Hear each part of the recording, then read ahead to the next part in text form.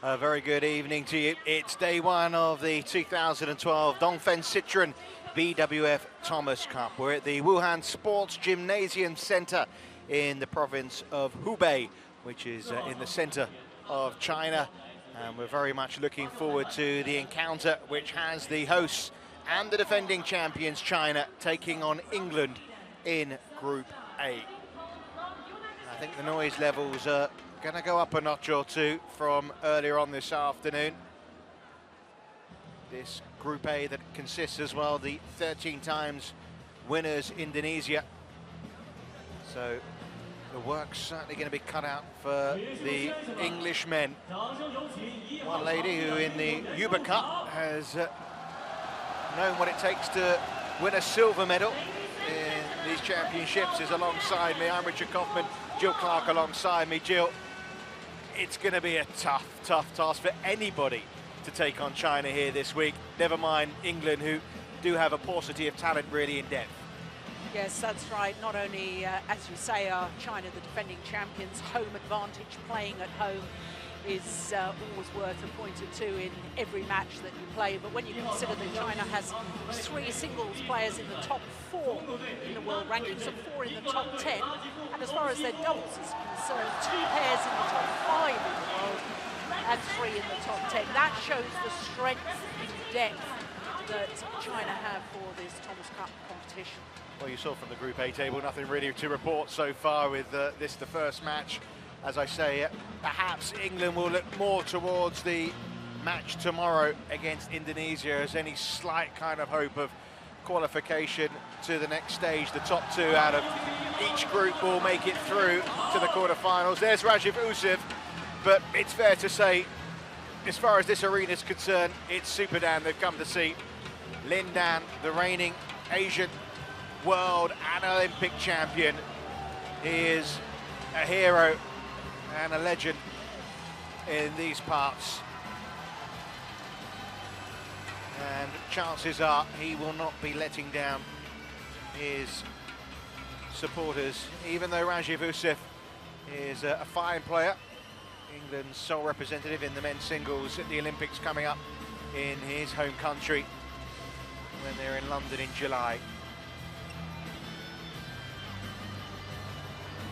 Of course, China, not only are the defending champions, they're looking to make it 5 wins in a row in the Thomas Cup.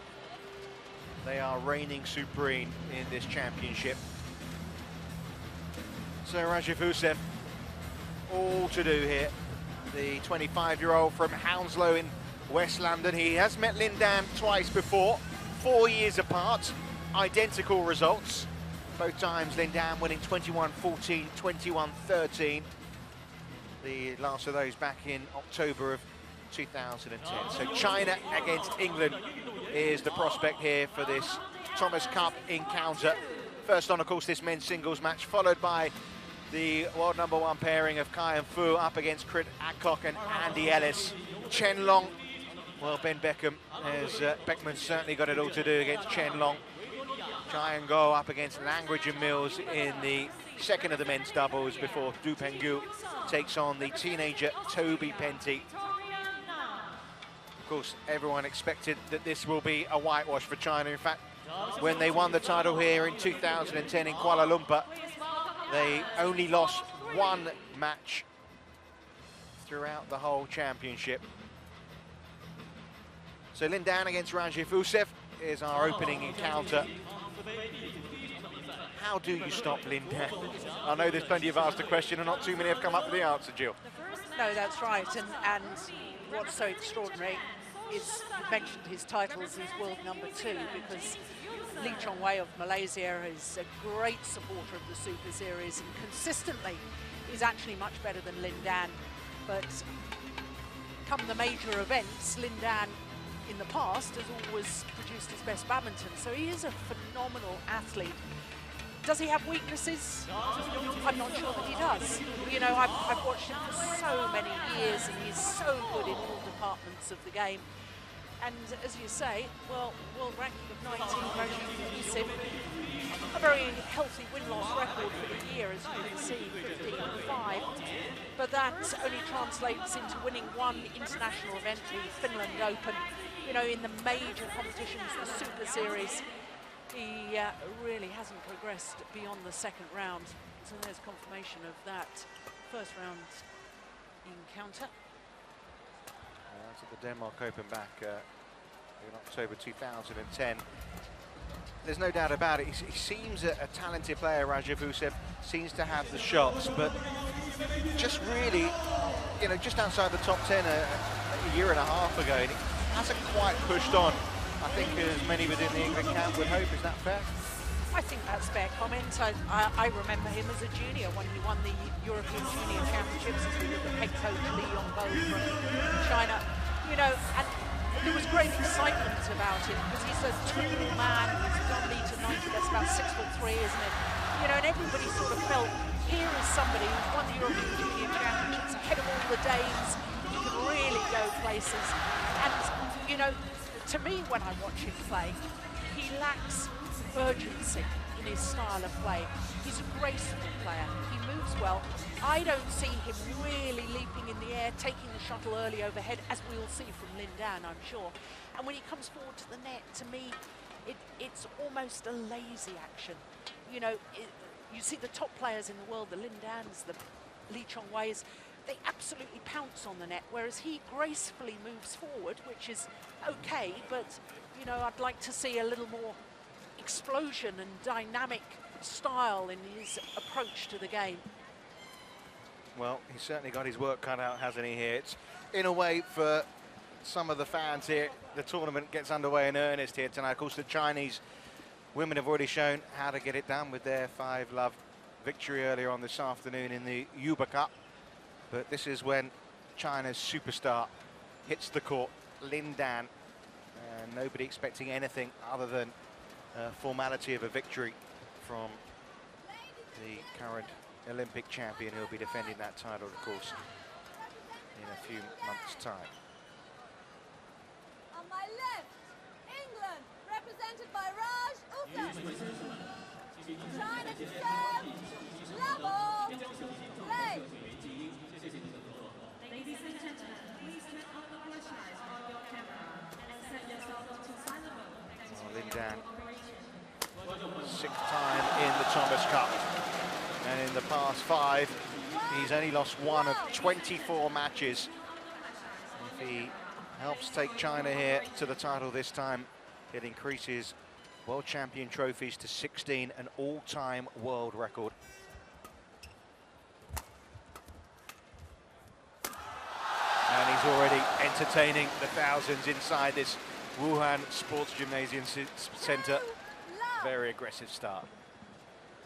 Yes, and already demonstrating the sort of style that I mentioned just a moment ago, that explosive movement back in court to get the shuttle early, and then when he's taking the overhead shot, he's got so many options.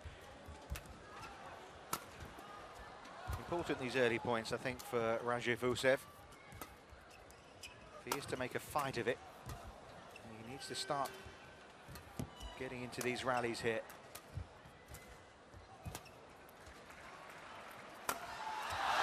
Well, sometimes there's just no stopping Lin Dan. Played that rally to perfection. 3, love. Yeah, he has time to look down towards the line, decides it's going to land in, so plays the smash. I don't think we should forget, though, that Rajavusev has had some very good wins already this year. Beaten Jan Jorgensen, Peter Gader, of course, in the first round of the All England Championships. Peter Gader at the time was world number 4. I think but half of England, I think, were asleep by the time the victory was won. Didn't finish until 2:30 in the morning. A lot of talk about that in the late finishes. But of course, he's also beaten Taufik Hidayat from Indonesia, former world and Olympic champion. So we know he can produce the big win, but beating Lin Dan on home soil, that really is a big ask, isn't it? Well, he looks in the mood, doesn't he, Lin Dan? 4 points, all heading his way so far. First mistake. Service over. He is human, you know. 4.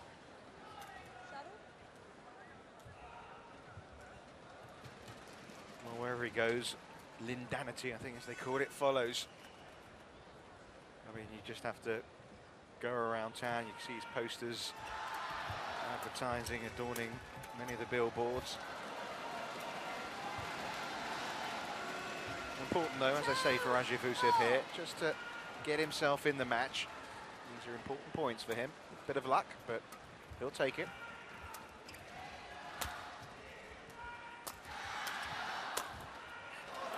And that's more like it. Yeah, used his height well on that occasion.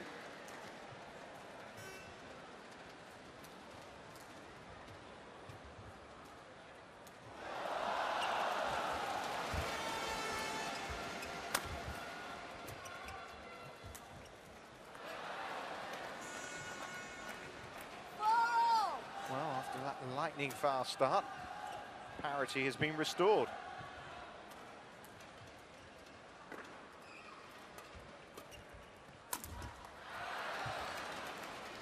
Five points in a row for the Englishman.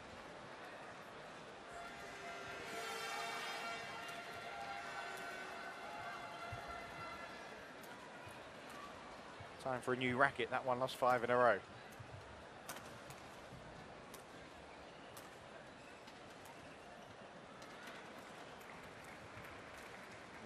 About 5,000 people saying, "Can I have that racket, please?"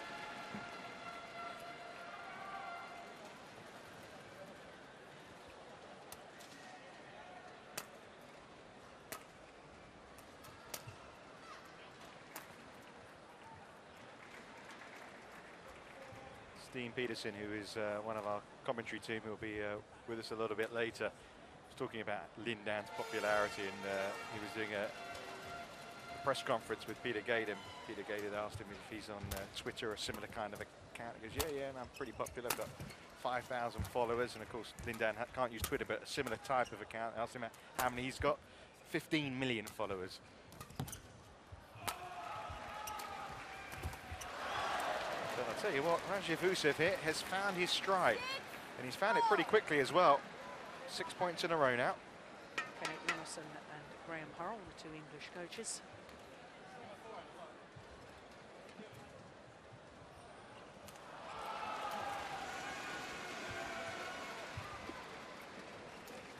Thank you, that's fine. 6-4. Play.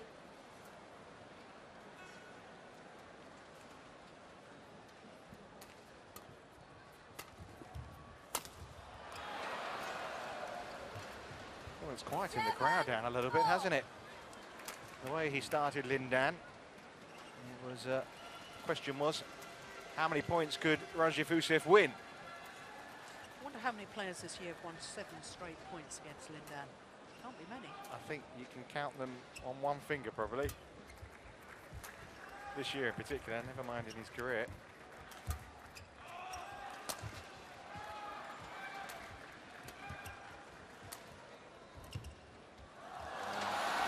Back in business.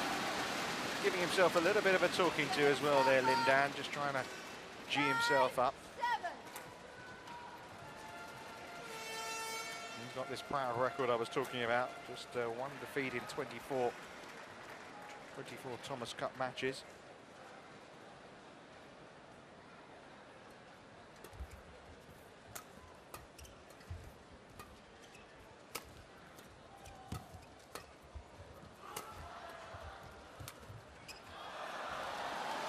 Just long. Yeah, long, hard look at the line judge. It was pretty tight, wasn't it? 8. Good. Brilliant, absolutely brilliant. They have the benefit of TV replays, the line judges. I'll tell you what, in front of this crowd, it's hard to give a call like that against Lindan, but got it spot on. 9-5.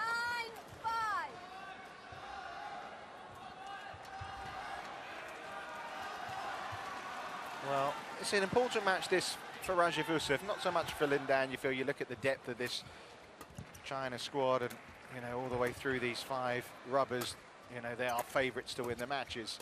But for Rajivusev, Okay, he may lose the match in the end. It's a good start, but importance in terms of boosting his confidence ahead of what is going to be a massive, massive time for him in front of his home crowd at the London Olympics. Oh, no doubt about it. You know, and as far as Usif is concerned, he doesn't often get to play these big star players. Of course, he's in the same tournaments as them the majority of the time. He's a regular on the Super Series. But, you know, unless you draw them the first round, you've got to be getting through 2 or 3 matches to get the opportunity and the privilege to play against somebody like Lin Dan. Lift is short. Deserved. It's a crowd pleaser, isn't it? It's meat and drink, isn't it, for Lin Dan, that kind of shot. But And the whole rally is so typical of Lin Dan. You know, the tight spinning net shot. He knows that his opponent has to lift it because he's standing his ground at the net. His opponent lifts it short, and then he can bring into play his powerful overhead. And he's got wonderful deception overhead as well. So you don't know which way it's coming.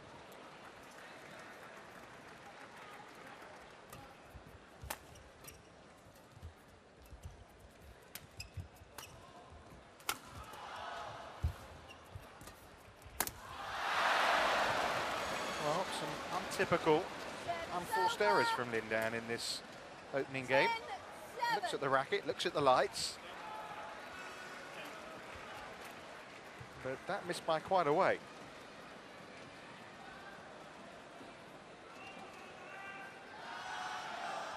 Almost as if he didn't focus properly. He felt it was too easy, it was an easy put away. Like you, I'm surprised at that because normally very focused throughout the match. And normally when he's given half an opportunity, he absolutely grabs it.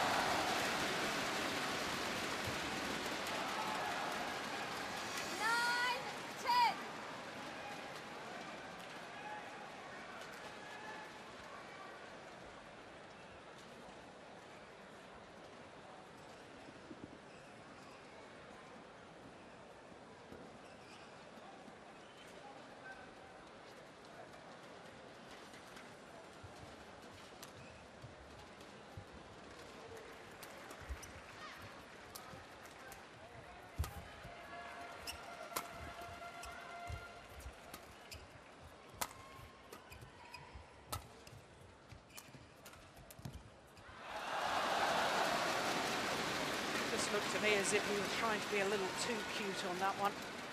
Well, the temptation is always to do that, isn't there? You feel like sometimes when you're up against an opponent like Lin Dan that you really have to play the very best shot to win the point.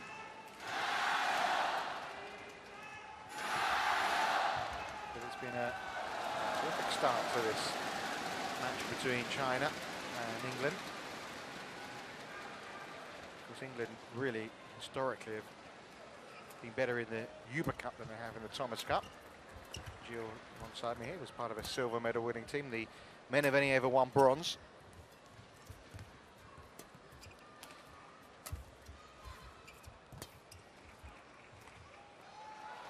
It's out just, and it means that Lin Dan heads into the interval with a 1-point advantage.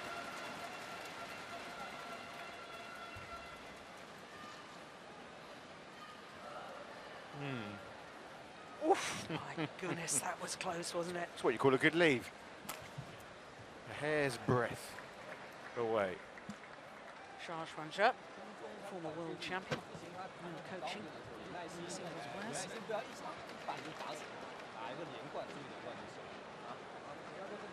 Yeah, a little sloppy at times from Lin Dan there in that opening game. And Kenneth Jonasson, former world number 2 men's singles player, former European champion, of course, now coaching, head coach in England.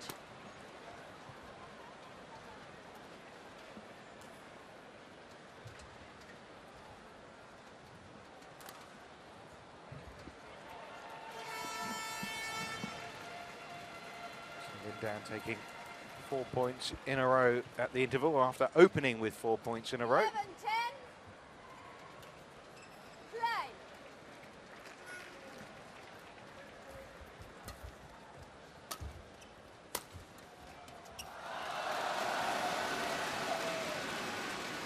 And he's got to keep the shuttle in play here, Rajiv Usev, if he's going to stand any chance.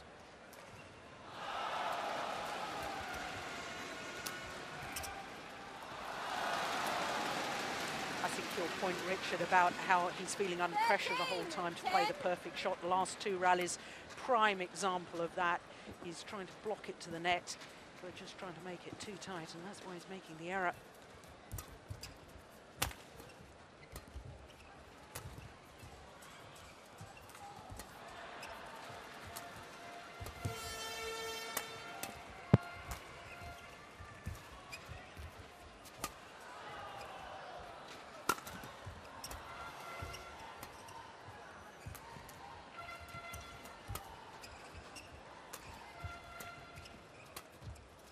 Oh, that was going wide. Goodness me. Oh, my word. Well, that's why he's considered the best, Lin Dan, with a fabulous end to this rally. It's just incredible technically.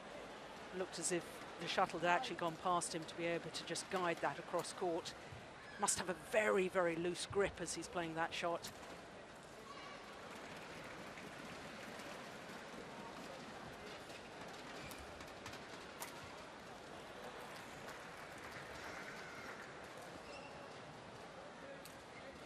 Seven straight points, isn't it?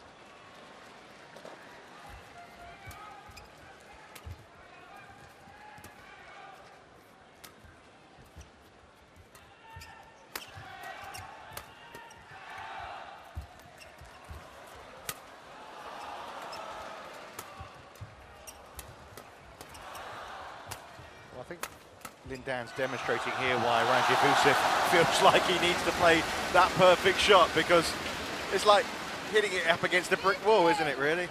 Yeah, it is, and there's Chen Jin, who's now 4 in the world ranking, not playing this evening, incidentally, which is perhaps a bit of a surprise, not playing the third singles. Well, maybe comes on the point that, you know, he's played a lot of badminton, hasn't he, to make sure he got to that number 4 spot to assure himself of Olympic qualification.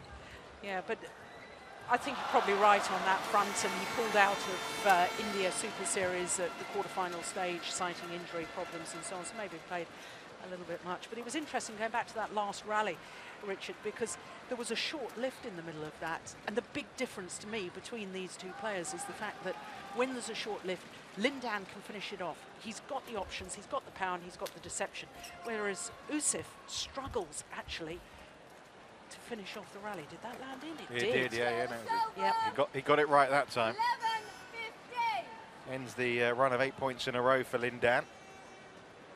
In the nick of time for Rajiv Usev, but it's a long way back from here now in this opening game.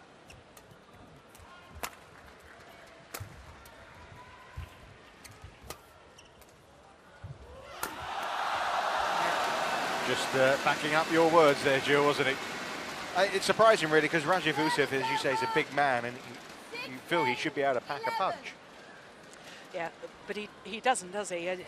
Part of the problem, you know, when you look at overhead, these two players, technically they're very, very different.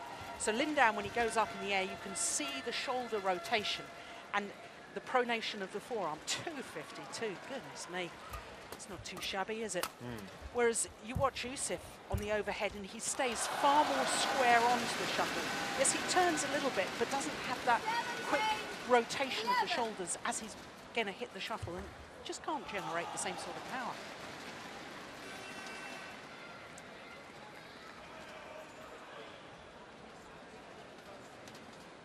Twelve nations in the Thomas Cup. 4 will depart after the round-robin stage.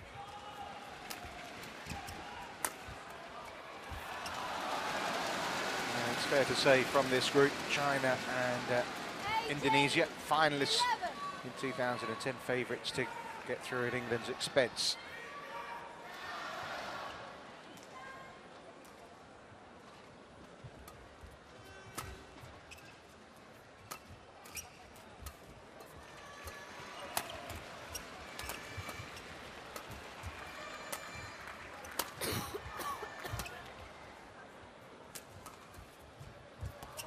problem with the Thomas Cup and Uber Cup, isn't it? I suppose in some ways that at the moment England's strongest discipline is mixed doubles, and of course you can't play that in either of these. No, that's right.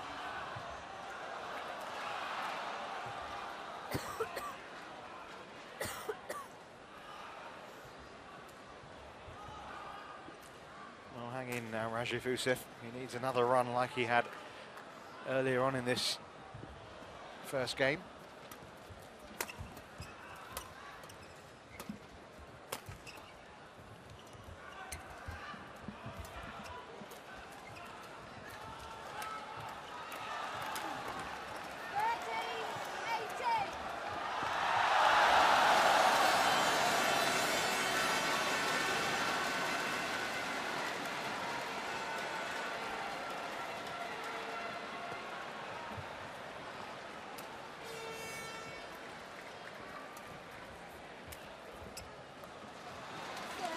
Just too lazy on that shot. Rajiv Usif taking that about shoulder height.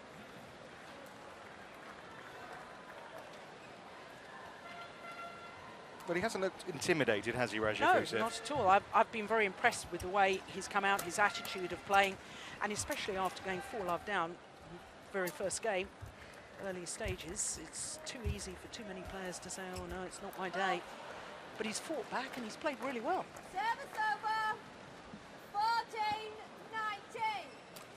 Well, if history teaches us anything, Rajiv Usif gets to 14 points in the opening game against Lin Dan. And there he stays. 21-14, 21-13 their previous meetings, twice the scoreline. So I suppose that's the goal, isn't it, for Rajiv Usif? Try and improve on that. But it's game points for Lin Dan. Service over. 20. Game point. 14.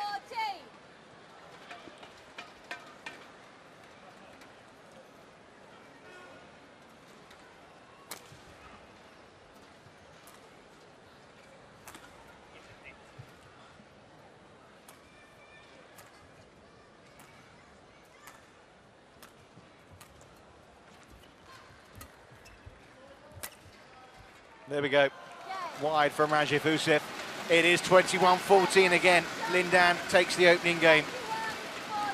For a moment, there seemed to be some hope for Rajiv Usif, but from 10-7 up, he ended up losing that opening game 21-14.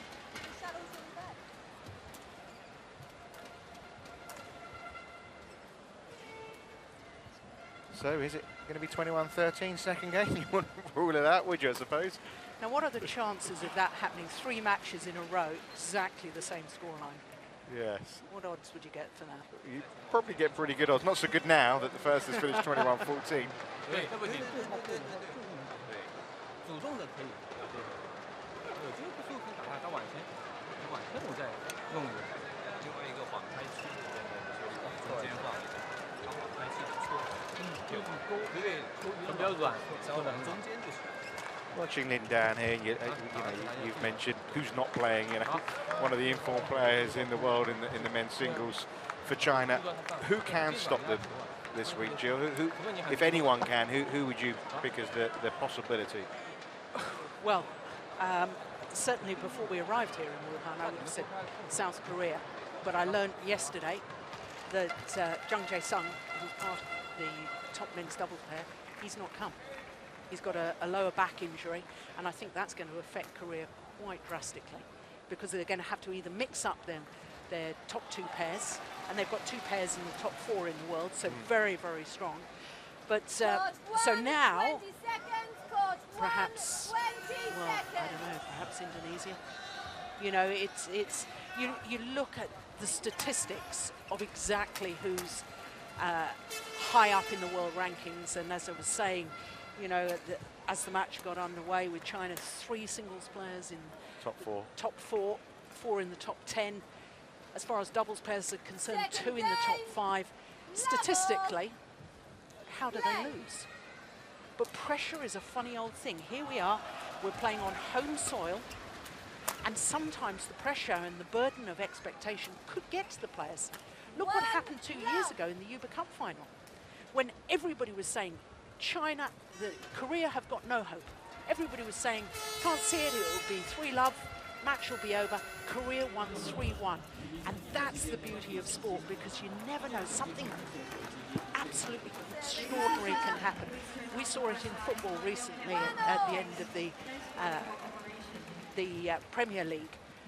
In England, yeah. In England. I mean, extraordinary finish.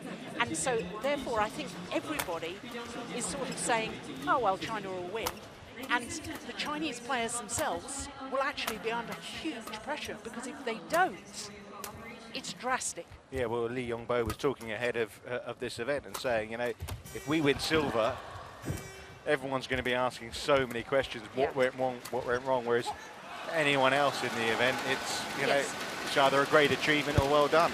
Yeah. Service over. 2-1. Some lovely quality badminton we're witnessing at the start of this second game. A little bit of sweat on the court, needing to be mopped up. Lin Dan's end. Thank you.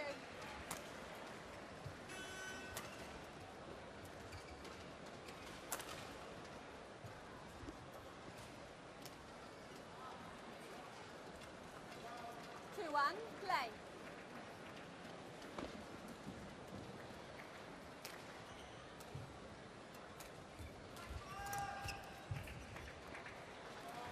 Was in. Left by Raju. I think he thought it was maybe going wide.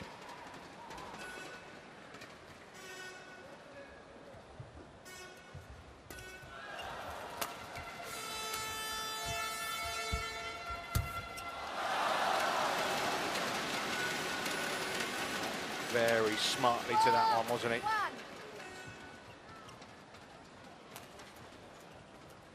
Wonderful World Championship final, wasn't it, between he and Lee Chongwei in London last August. Of course, they met again in the All England Championships back in England recently, and not too many will be surprised if it's the final again in London for the Olympic Games, but that's better aggressive play from Rajavusev. And that's the sort of rally I'd love to see him play more of. You know, take your chances, be positive, instead of reacting to what Lin Dan is throwing at him. Try and take the initiative first and dictate the pace within the rally. And it was interesting to me that he used the body attack there. Not going out wide, not allowing Lin Dan to create any angles, keeping it very tight.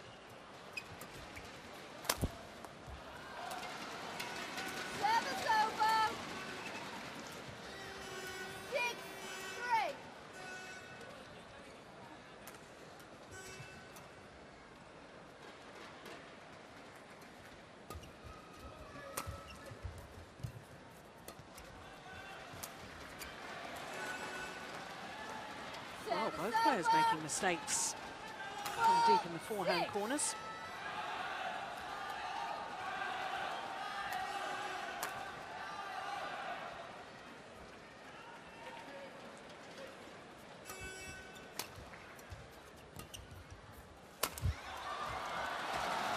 Oh, guessed correctly. Yusuf was waiting for that cross-court smash. He's moving early, and then mistimes it.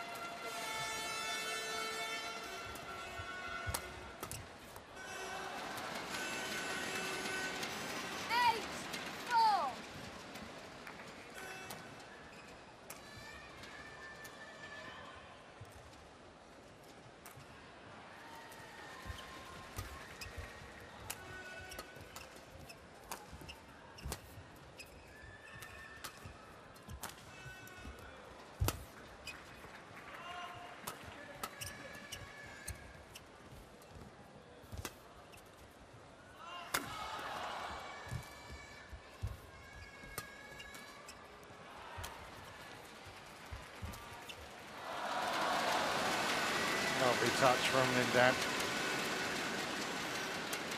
9-4. Yeah, it's so important in badminton, especially in men's singles, to get control of the net play. And what a contrast in that last rally between the two players. Lindan reaching out, arms stretched out towards the top of the tape, taking it early, forcing his opponent to take it late. It's just wide. 10-4. Shoulders slumped after that shot from Rajiv Usev. So close to playing the winner here.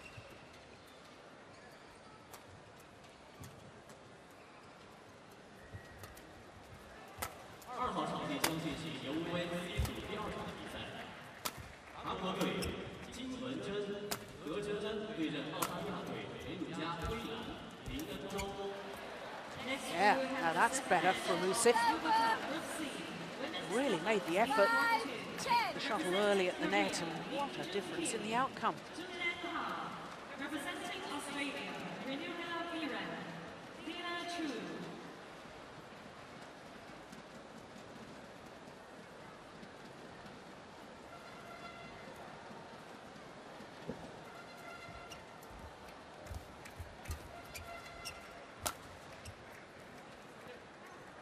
Service over.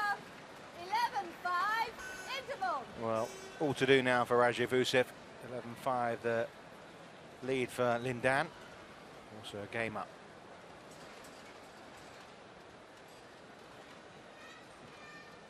Xiao he's still talking about that defence, how isn't he?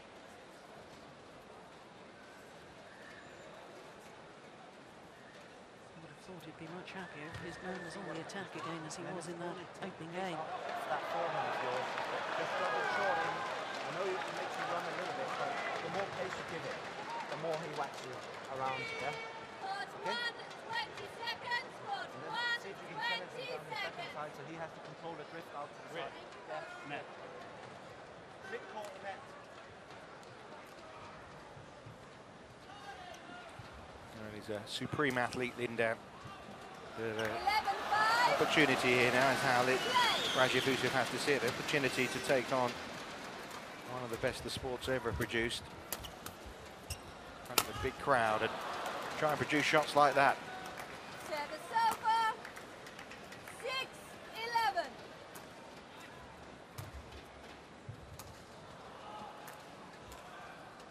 Yeah, pressurised from the front of the court.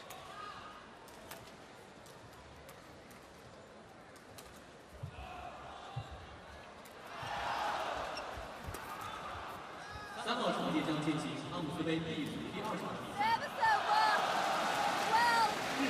12-6. Goodness me, Twice he's done that now, hasn't he, Lindan? Yeah. Left it, got it spot on. that's just long. Just by the line touch. Yeah, not easy, particularly with Lindan standing pretty much in the way. Yeah.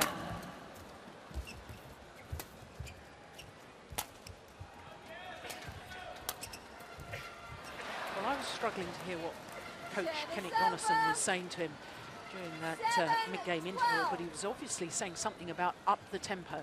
Don't give him time, because since that mid-game interval, I think Rajiv Usev has been far more positive and far more deliberate in his play rather than just reacting to his opponent.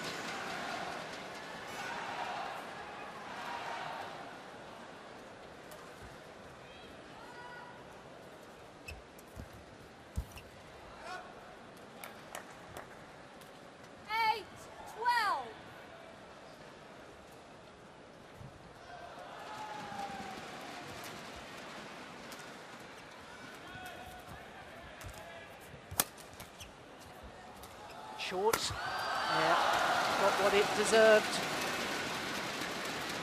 We got what we expected really as well. 13-8. 235. Not his hardest.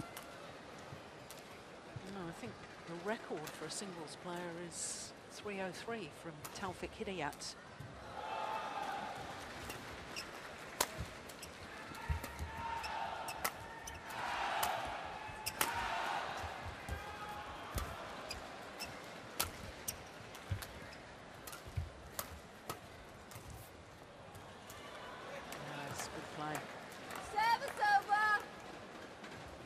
that one right, Lindan. 13. Well in.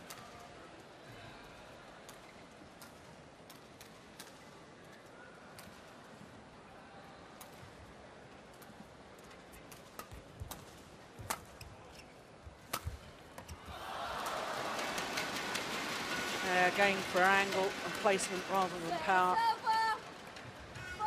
14-9. There's a sign that a player's in trouble when they have to turn and play that backhand from deep in court.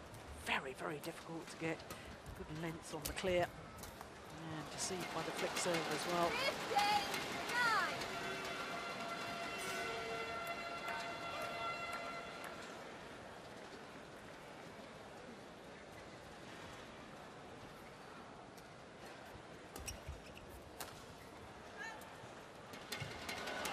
Starting to slip away now.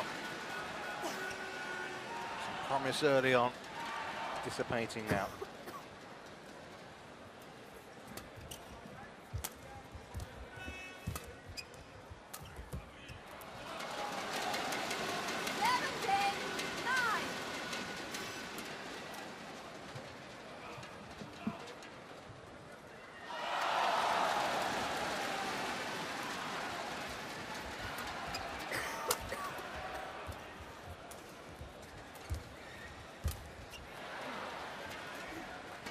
Much better net shot Service from over. Yusuf. 10-17.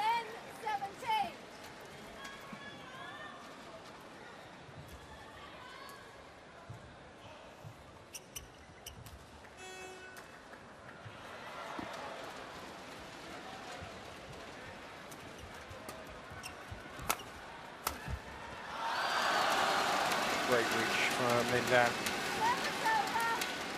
Yeah, you know he's playing well when the coaches nod approval. Thomas Masters, the Chinese coaches.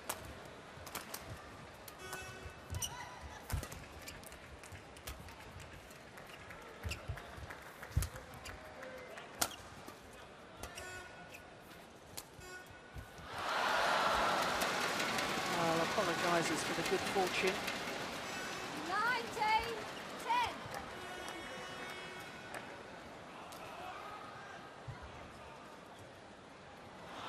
Nothing you can do about that. Something just trickling over the nets.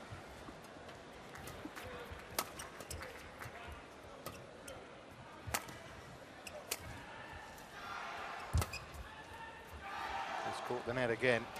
And as a result, Yusuf hits it long. 20. It's 10 match points. 10.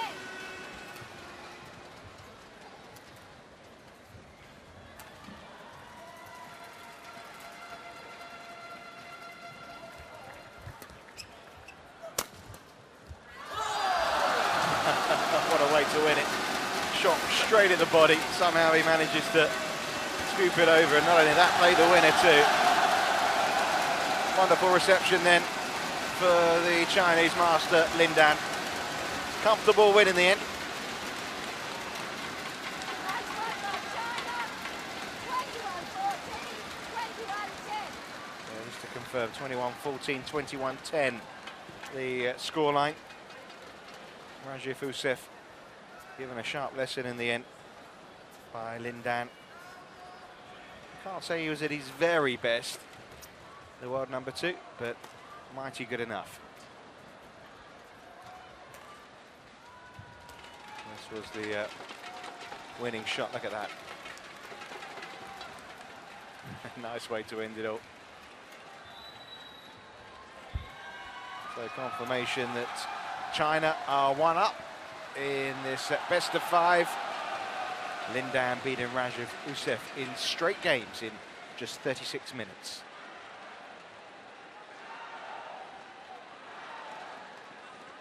Anything particular from the stats there that stick out, Jill? No, not really. The only thing is that Youssef in that second game didn't vary the serve at all. Every single one a low serve, and perhaps could have experimented a little bit just to get his opponent off guard. That said, you don't want to be lifting the shuttle to Lindan, do you? So, catch 22, I suppose.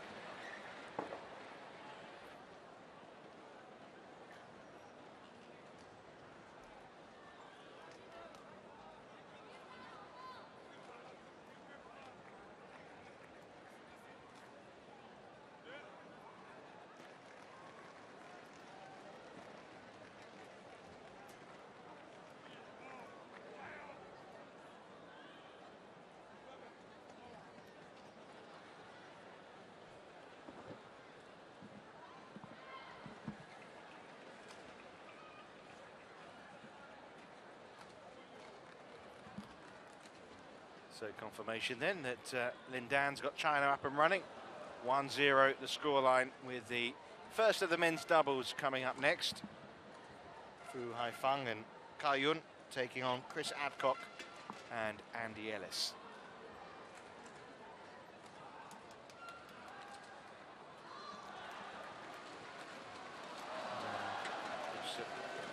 China and Indonesia in this group, just two of the three nations to have won the Thomas Cup, Malaysia the other. Next up is then this men's double partnership, the world number ones of Fu and Kai, Adcock and Ellis. Well, a decent doubles pair, but not too many live with Kai and Fu. You were talking about the Korean pair earlier on, Jill, who have certainly had some great matches against Kai and Fu. They've kind of been the one partnership that have gone toe-to-toe with this Chinese world number one pairing. Yes, and the last time they met, I think, was the All England final. What a thrilling final that was too.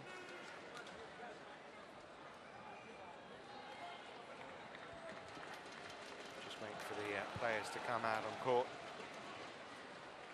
They have met once before, these four players. That was in September at the China Masters. Chinese pair came through then.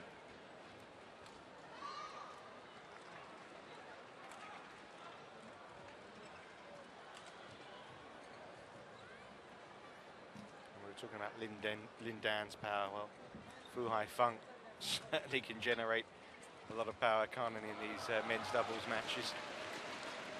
Yes, well, he holds the record in competition play of any badminton player, 332 kilometres an hour. That's 206 miles per hour.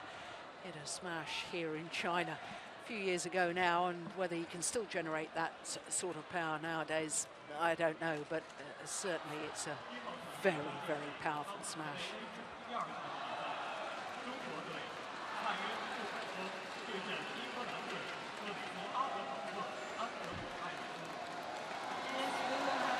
Well, the fans are craning their necks to get a view of the world number one pairing in men's doubles.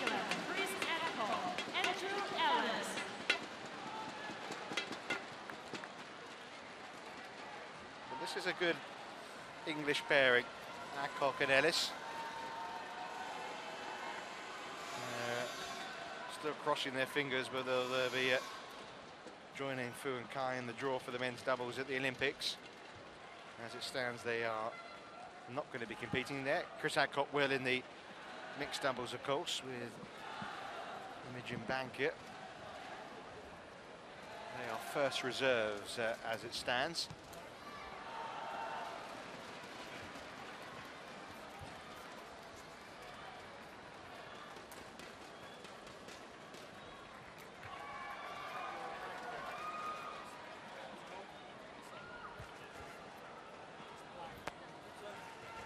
This one is the umpire rather is Mike Walker, Canadian.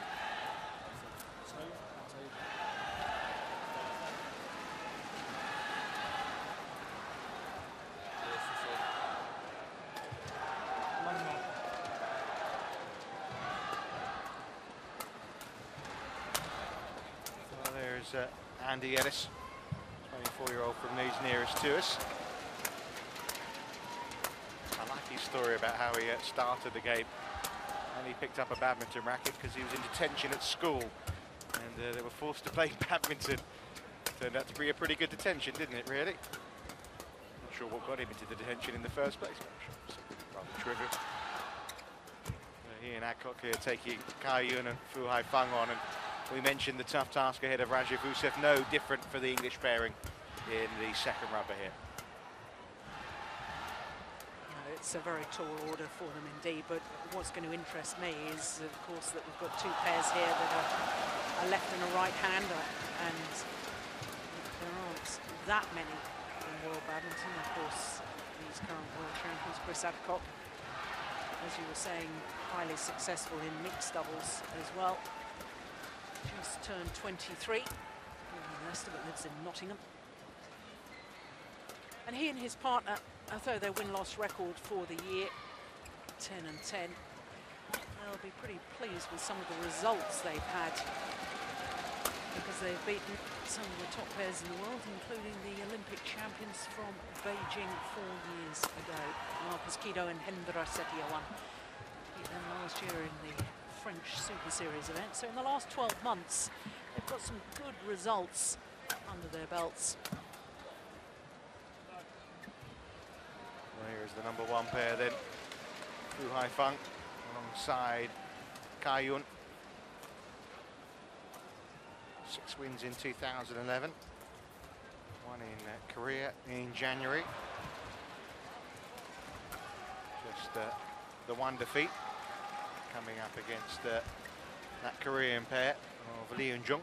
Won't have to face them this week though. As Jill was saying earlier, Jung out with an injury. That's their only meeting. 21-18, 21-14 at the China Masters in September of 2011.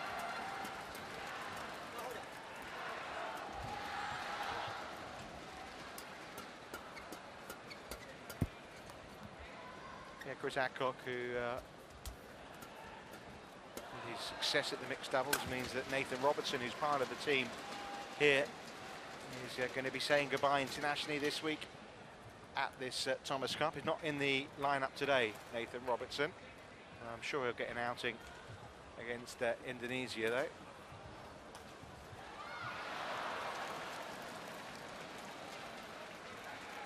Of course, he's one of the most capped players, isn't he, of all time for England, Robertson. Of course, I know who the most capped player is, and you don't get any prizes for telling me who it is, Jill, because it's you.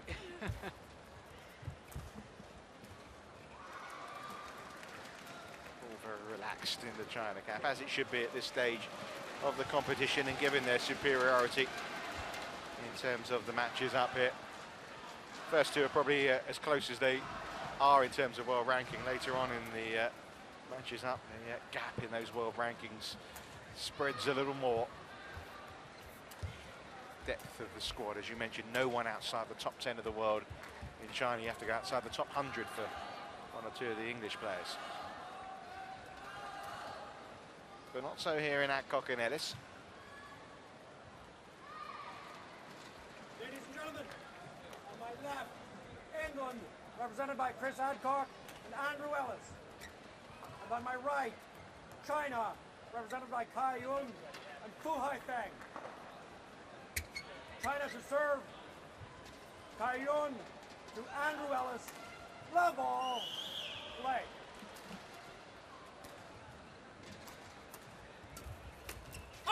Service over. 1, love. Well, again, like the case of Raja Gusev, important that Adcock and Ellis have a sprightly start here. 1, all.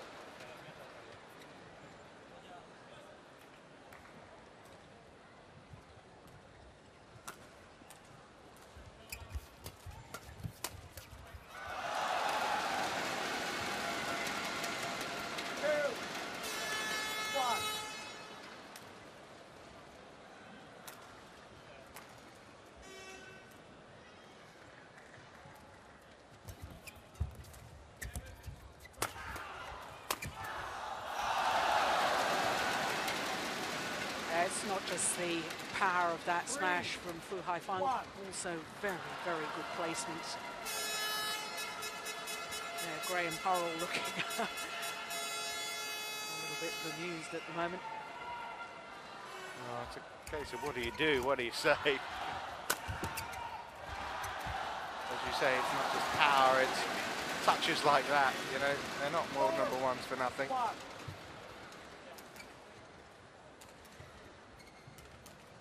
number 1s and world champions.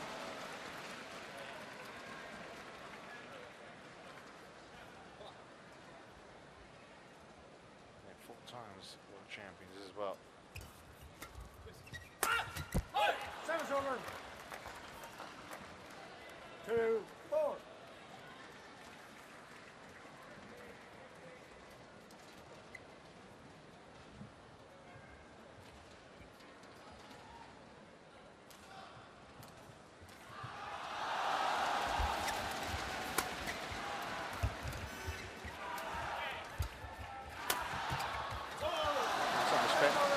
they did well to stay in that rally as long as they did. 5-2.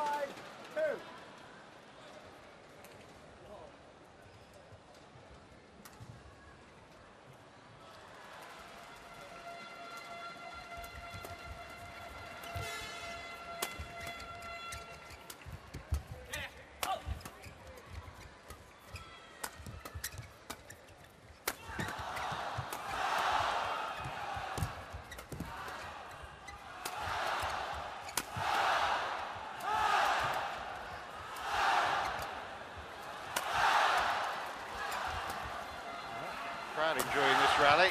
China on the attack all the way, but England sticking in it. Well, this timed it in the end, but good to see that Andy Ellis there was trying to seize the initiative.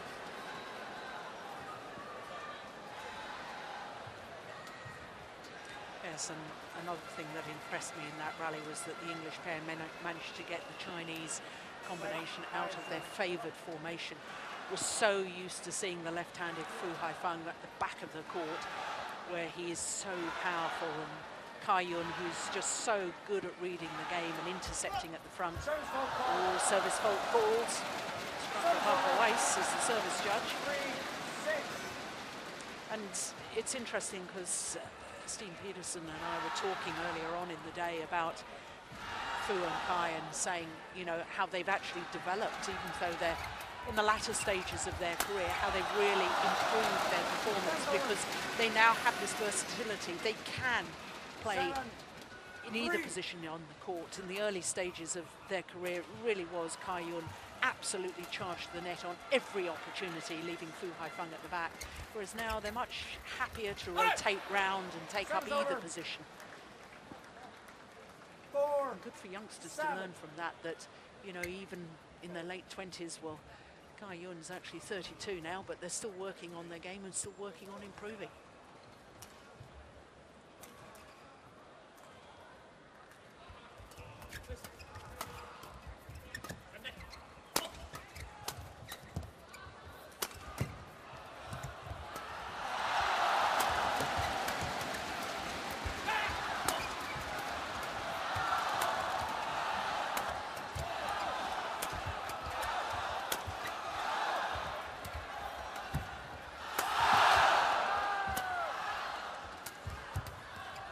Fun to watch, isn't it? They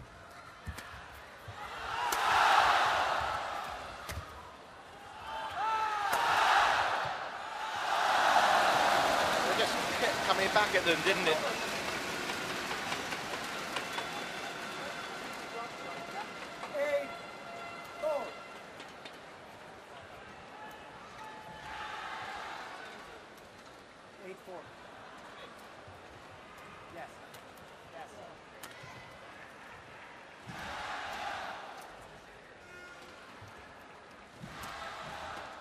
There's 260. The speed there for Fu Haifeng.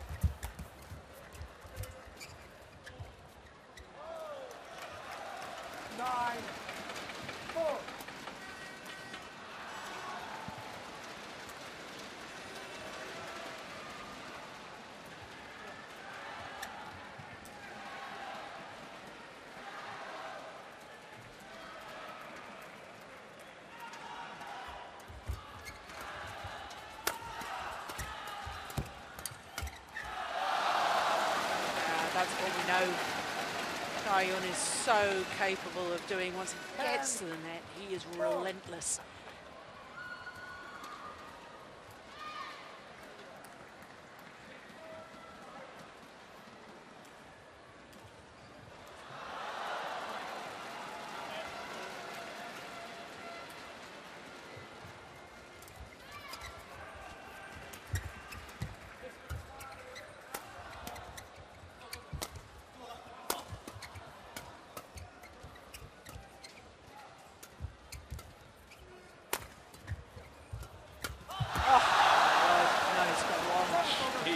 Brilliant reading though, wasn't it, of the game?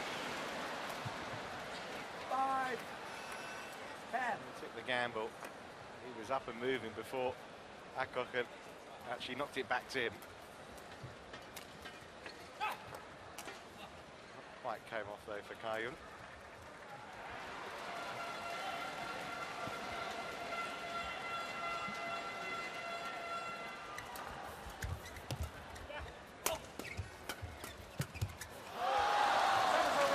Five, the interval lead then for the world #1 pairing in what's been a very entertaining encounter so far.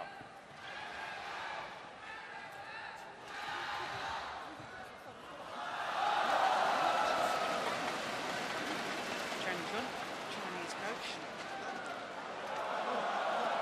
not sporting the same sort of figure as he did when he won his 2 Olympic gold medals. Obviously enjoying life a little bit more now. Who can blame him, really? Otherwise, the high lifting was working. Yeah. Okay. They come out to play tonight. Yeah. It's good. So, keep finding that backhand. Take the pace out or more attack. Yeah. High, high. 20 seconds. 20 seconds.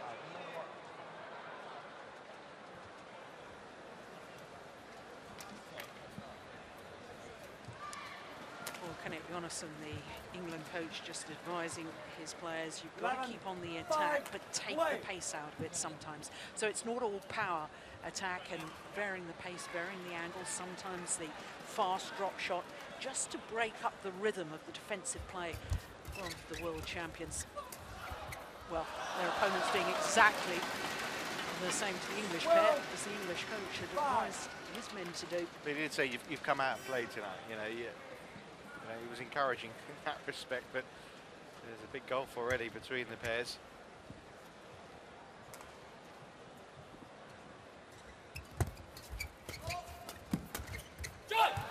Seven's over. 6, 12.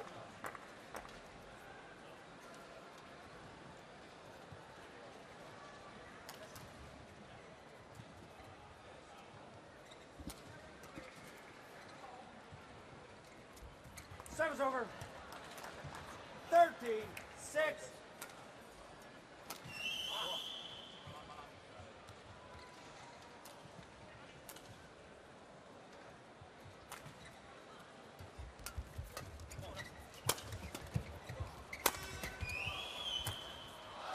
That's good. 14, 6.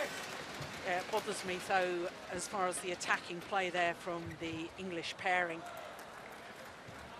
That's great defence, as you say, deep into the back corner. But they were really opening up the angles by smashing cross-court the whole time.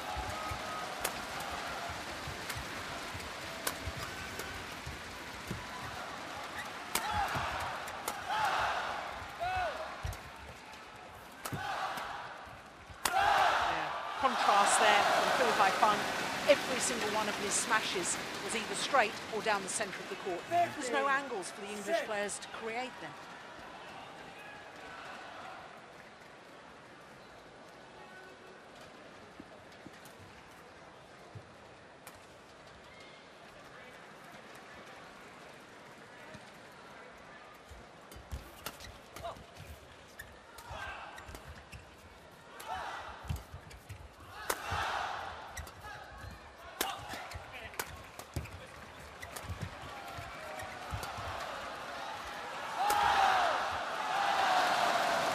Well, they're great crowd pleasers, aren't they? Fu and Kai. 60. I've got to say, 6. it is my favourite discipline, this, of the 5 badminton disciplines. The men's doubles, power, the speed, the touch, the agility. And these two are prime examples of how it can be played. 4. Seven's over. Fault called by Mike Walker. 7, 60. Shuttle not going over the net before Kayun played it. It's interesting you saying that, Richard, because you know you have no idea how much that pleases me that you talk about doubles in badminton as being your favourite to watch, because the whole perception in world sport is everything's about singles.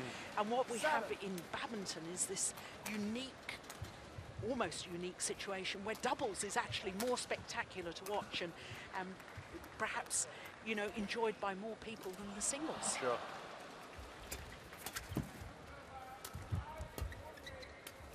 Although I think it's fair to say still the biggest stars are the individuals, the singles players, even if... No doubt. Yeah. Yeah, they dictate the sponsorship, and they command the column inches in the newspapers and so on. But for somebody that understands sport and loves to watch sport, Sure. as a visual impact, watching doubles, Yeah. I think is just fantastic. It is.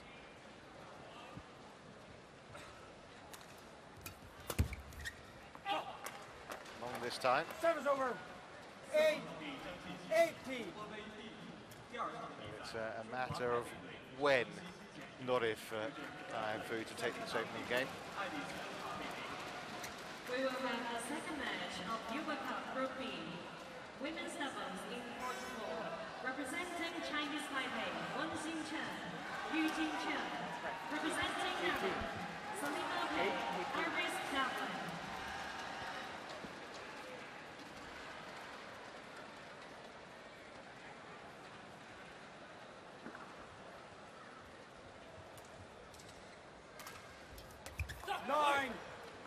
It's a good serve from Andy Ellis.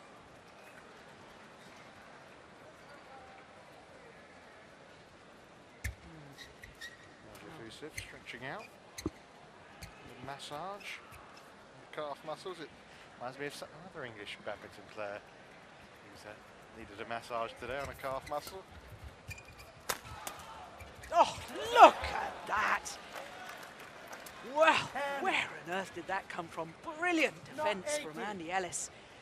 He takes this inside out. It's gone down his forehand side. He's played it with the backhand action and driven it across court. That is phenomenal.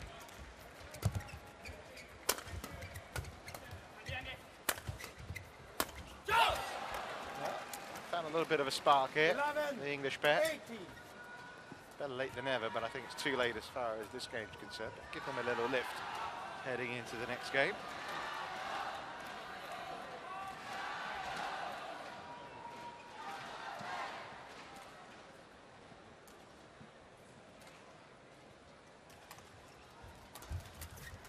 Serves over. 19-11.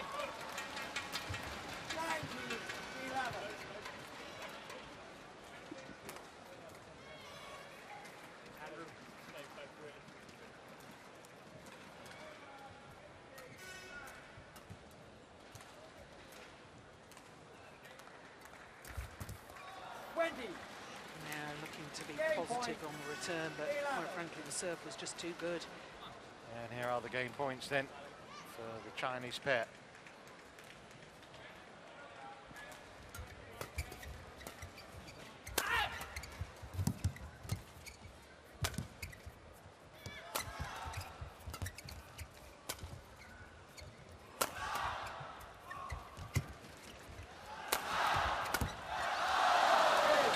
For more demonstration of the prowess of Fu Haifeng and Kai Yun in taking that game point. Very impressive. First game won by China. 21-11. So 21-11, the margin there for Kai and Fu. Nothing wrong really with the way Adcock and Ellis are playing. Sometimes you just have to put your hands up and say the better pair are winning.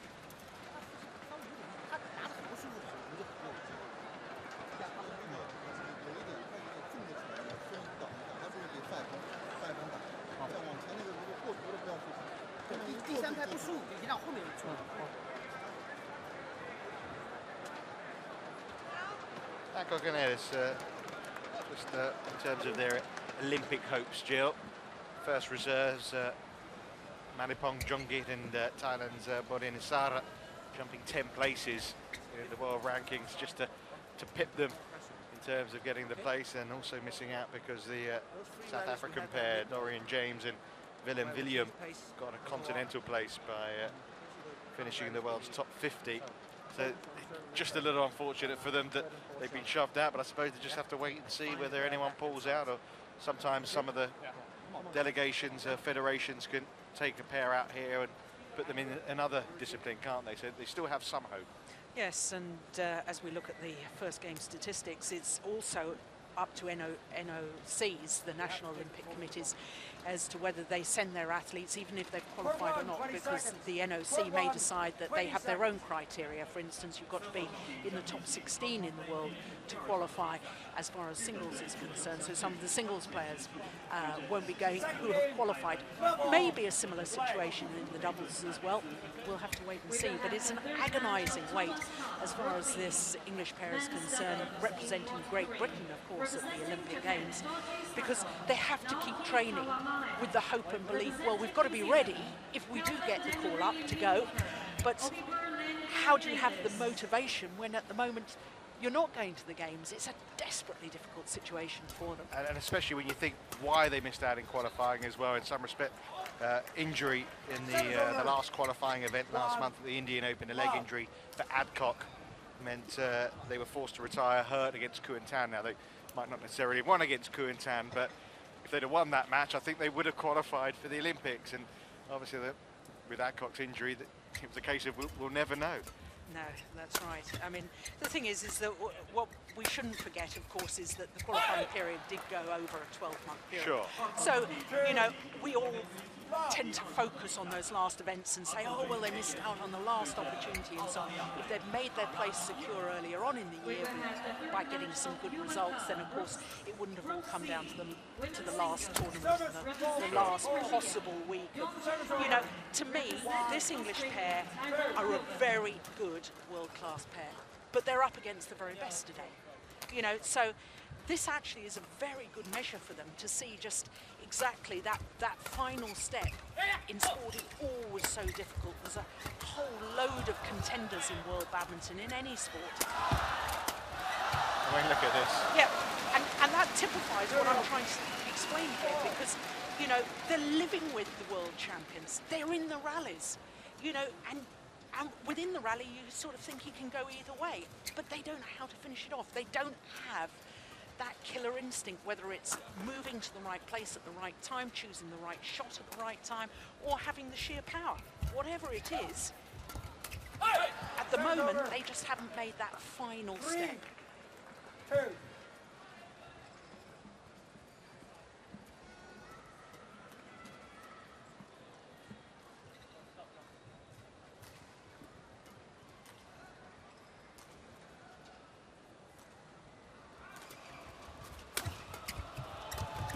Oh, great reach.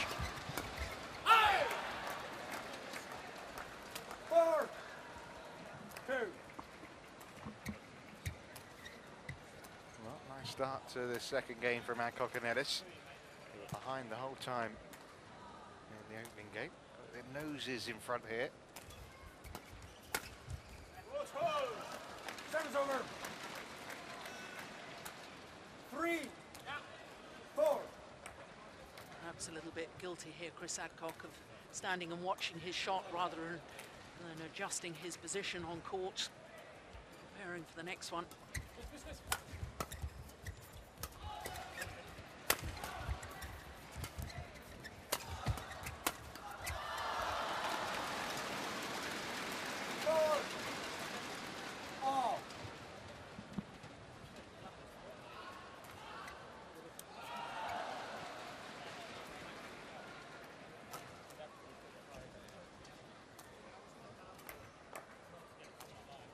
Play, please.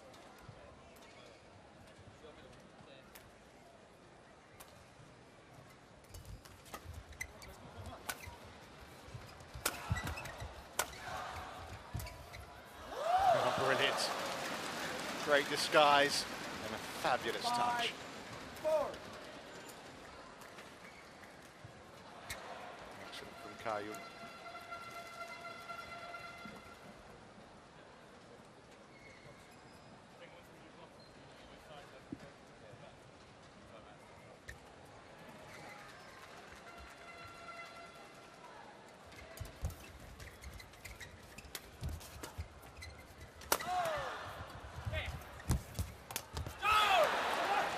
Service over. Sticking in there, 5. All. getting hot out on court.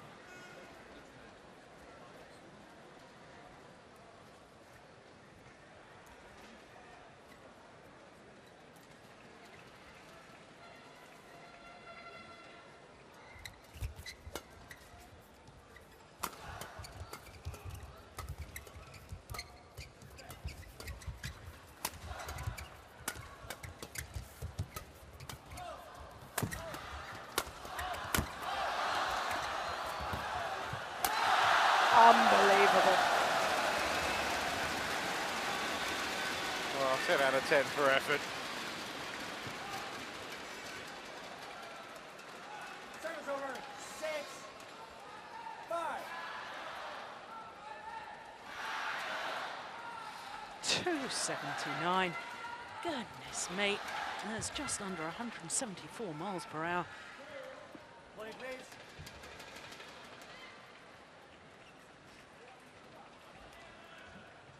Well, you look at the scoreline, 21-11, 6-5 now as well.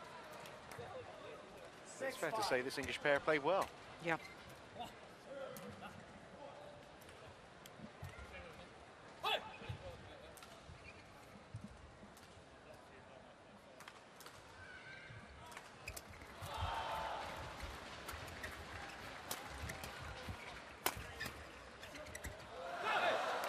It was long. I don't think they left it to each other. Didn't mean to leave it completely. It worked out well in the end.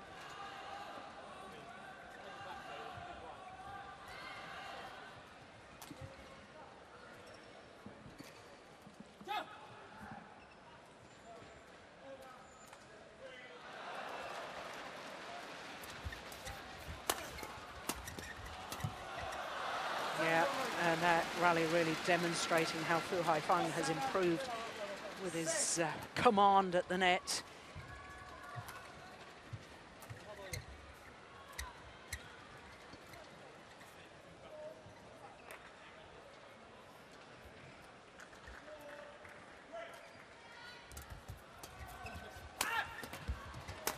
Service over. 7. Yeah, good rotational play between the two English players.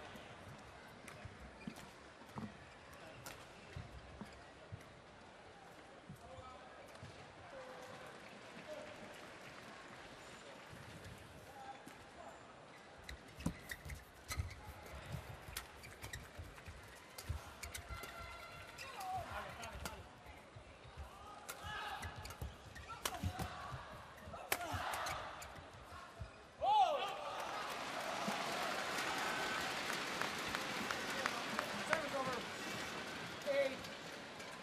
8-7.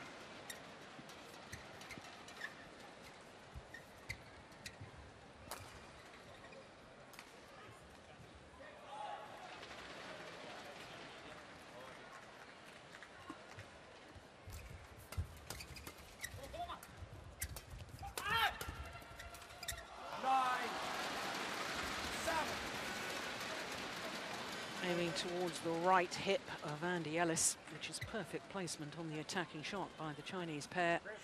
Play.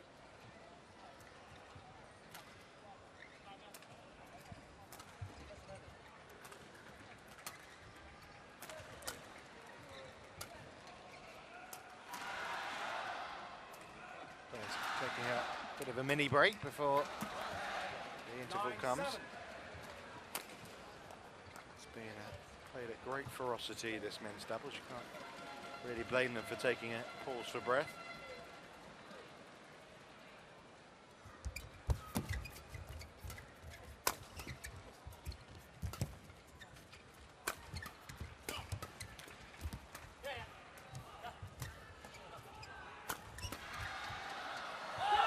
Oh, it's just long. Not by much. Service over. 8-9.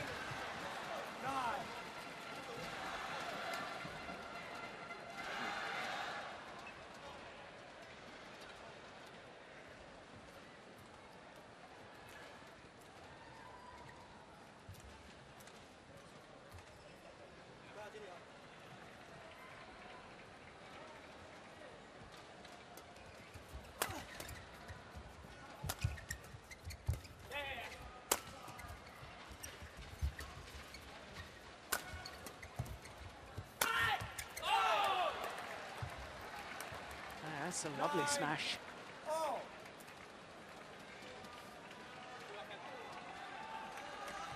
Pinpoint accuracy. Yeah, wonderful.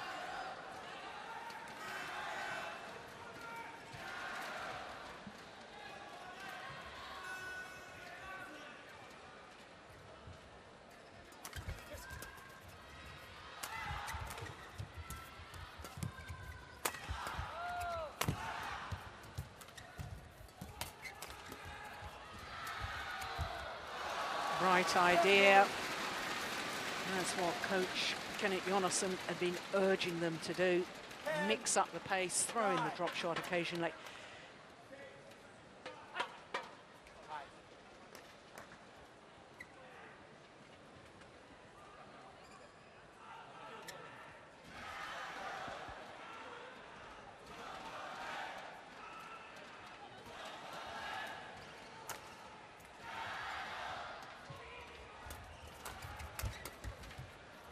Oh, that is just superb from Kai. Well, they've gone toe-to-toe, the English pair here, with the world number ones. But somehow, even on their knees, the Chinese double act are able to put it off. There's a rather alarming amount of strapping on that knee, isn't there? 阿德哥他现在两面，你他后面后场有一被动一发，他就打对后面就出，特别对。这点是被动进攻的时候，他们都是打对的，这点非常往对角，是那边就说对，对，往对角。Then last bit now, they're going to come through, and I'm sure they're going to dive through. Yeah. So ready with the racket, poking. Okay. Here we go. Respond.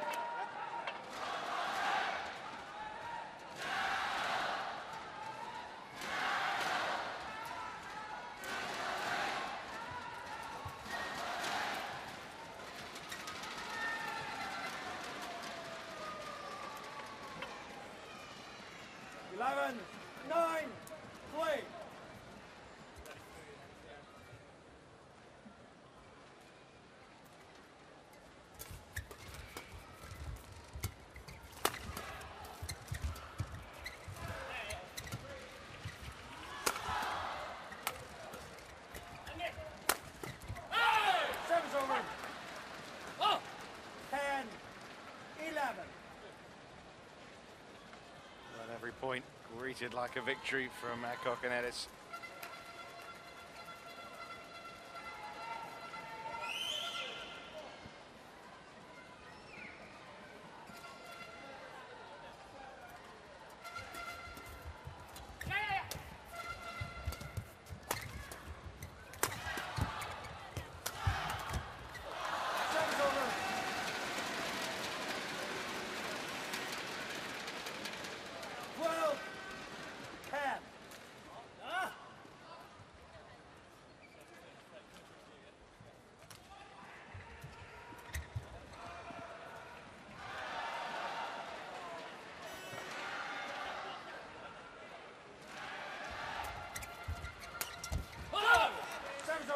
I'm noticing signs that Andy Ellis is far more committed to this second game at the net, going for the half chances, and I think that's what he really has to try and keep doing. Chinese pair, their defence is just so good, can't expect to hit winners from the back of the court. Got to try and play the winners from the front. 13-11. But it does mean, of course, that the rear court player has got to smash and hit their attacking shots in the right place to get you involved at the net.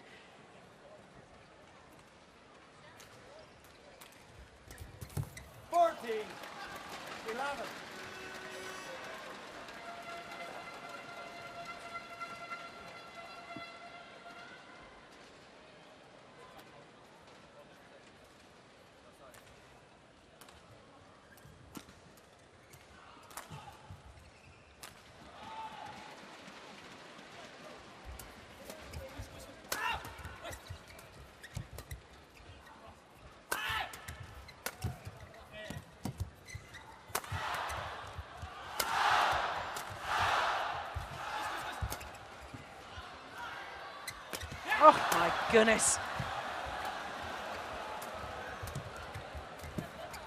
Exhibition badminton here.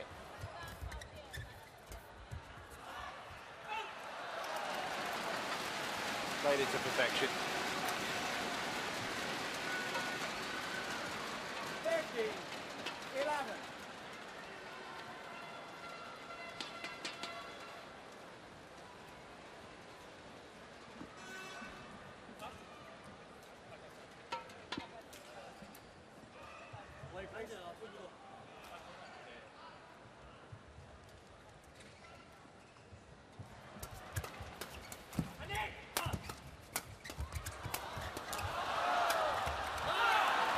ridiculous how many times they actually did get it back. 12-50.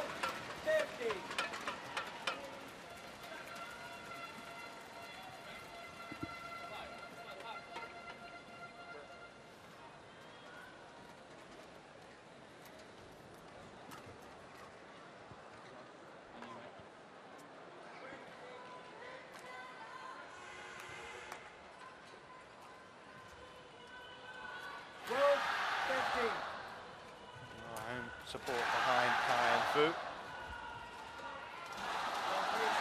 Photographers making sure they've got the right shots in focus for various websites, newspapers that you'll maybe catch tomorrow. 16-12. The headlines we'll probably read both in the Hubei Cup and the Thomas Cup that China are on their way, but they're being made to fight for it in this men's doubles. Service over. 13-60.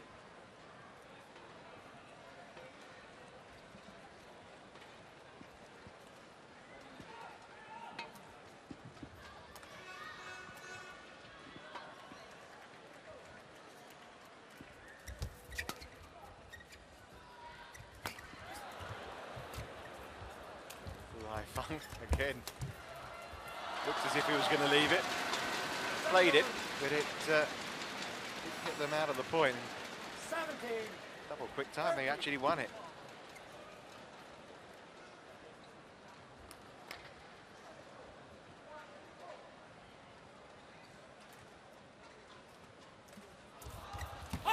Service over.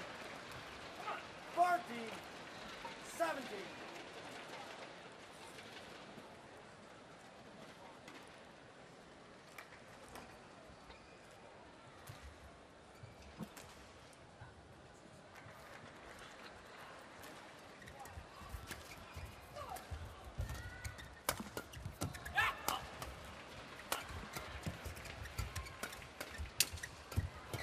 Of rackets. Long in the end. 40.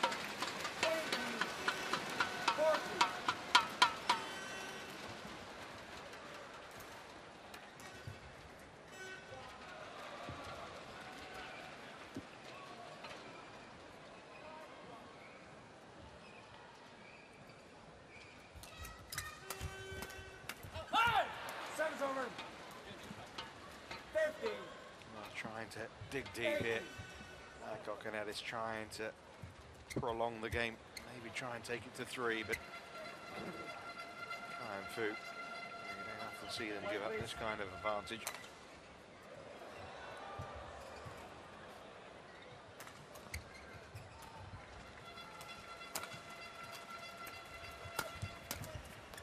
Service over.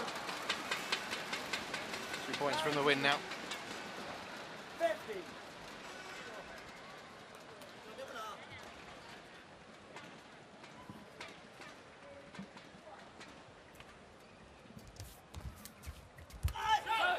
Yeah, that's nicely done. 16. Yeah, when he stands his ground at the net, Andy Ellis, you create opportunities, and you've got to have the courage to go for it.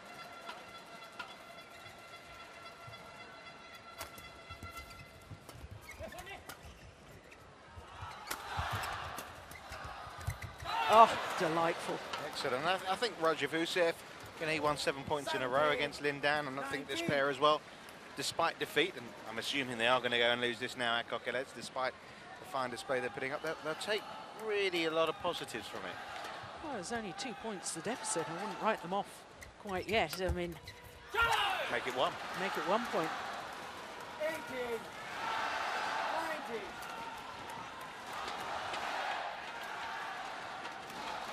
Well, there's hope, there's a way. Play, please.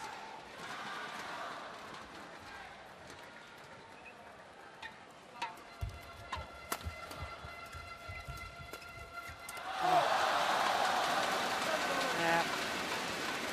Good interception, as so often throughout the match. And it is match points. Match point. 18.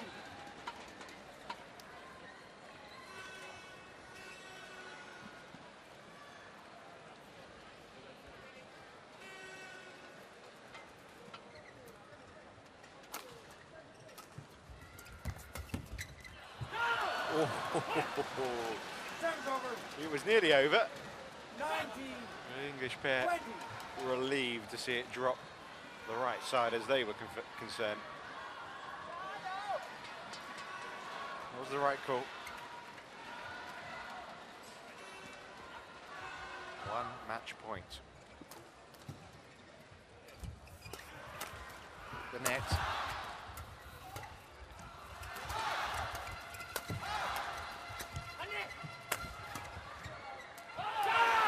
They've saved 2 match points.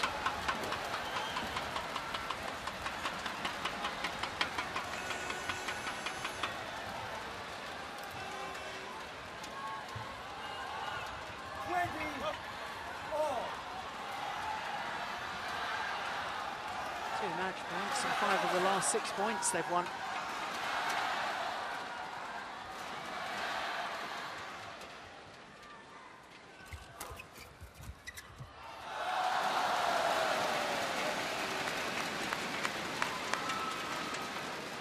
Service over. 21. 20.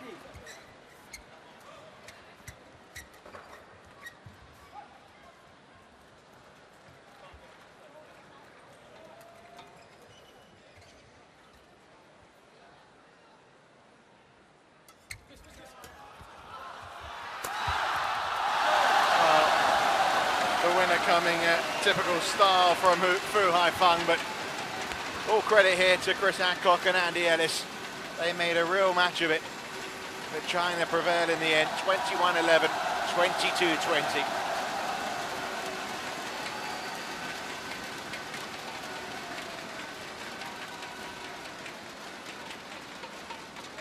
Match won by China.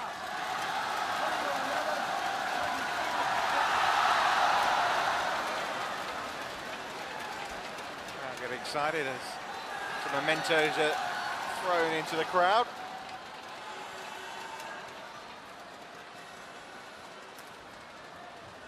And lovely smash to complete the victory. But a half-fought one at that. Confirmation that Kai and Fu got the job done in just under 40 minutes, 21-11, 22-20. Adcock and Edis saving 2 match points, but they couldn't save a third.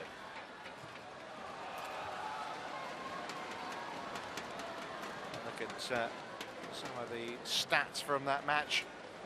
279. One of the Fu smashes.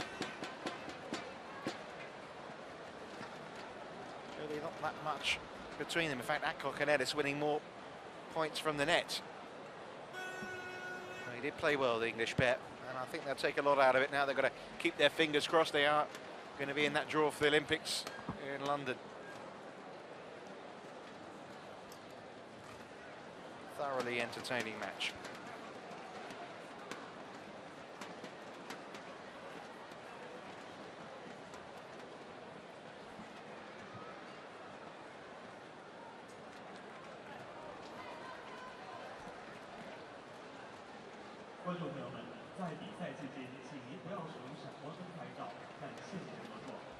Ladies and gentlemen, please turn off the flashlights on your camera. Thanks for your cooperation. 观众朋友们，在比赛期间，请您不要使用闪光灯拍照，感谢您的合作。 Ladies and gentlemen, please turn off the flashlights on your camera. Thanks for your cooperation.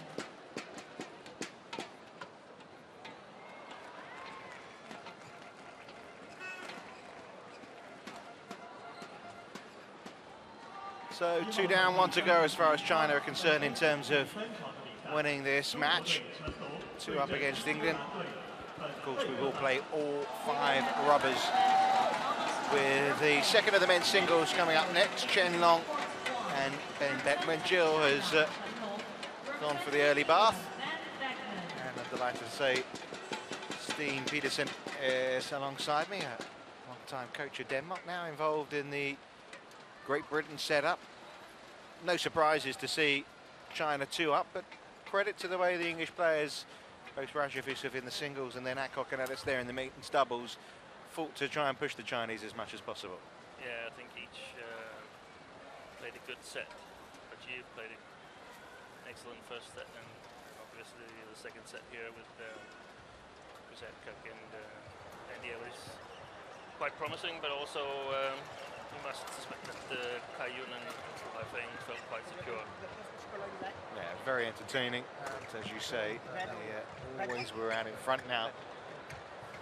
In terms of world rankings, it was pretty tight in comparison. You know, obviously world number 1 pair of Fu and Kai, and then world number two, but obviously the reigning Olympic, Asian and world champion in Lin Dan, the superstar that he is here. Well, Ben Beckman, world ranking outside the top 100, coming up against Chen Long, the world number 3. Perhaps a bit of an uneven matchup. But Ben Beckman, one of the younger players in the Team England squad. Yeah, well, I mean, in age terms, he's 24, so he's not young, but he's certainly inexperienced in terms of internationals, and he has 6 caps. 2 of those came in the qualifiers for the Thomas Cup. Here's Chen Long, world ranking number 3. A gold medal prospect for England? Is he got the possibility? He definitely got the possibility, but he needs something good to happen to the way, from his point of view, to happen to Lin Dan or Li Chongwei, because I think he'll have trouble beating one of those. Well, he's beaten Li Chongwei a few times, hasn't he, in the last 12 months? Here's Ben Beckman, as I say, well ranked 104. He comes from a good pedigree. His mum and dad were both very good badminton players. His mum played with Jill in the Hubei Cup when they won the silver medal back in 1984. So he comes from good stock in terms of badminton's concerned. She won 84 caps, I say he's got a long way to try and match that. Chen Long, then world number 3. He's last match out was the Asian Badminton Championships, where he lost to Du Penggu in 3 sets. Lost in the semis of the Swiss Open, the Malaysian Open as well. Got to the quarters at the All England. But, really shone in a great stretch of victories in the second half of 2011. And this is uncharted territory really for Ben Beckman. We will have the fourth match of Hubei in court 2, representing. But I suppose the hope within the England camp is like the players that have come before him, that he can maybe try and rise to the occasion and lift his game. Yeah, probably also a development purpose in this match.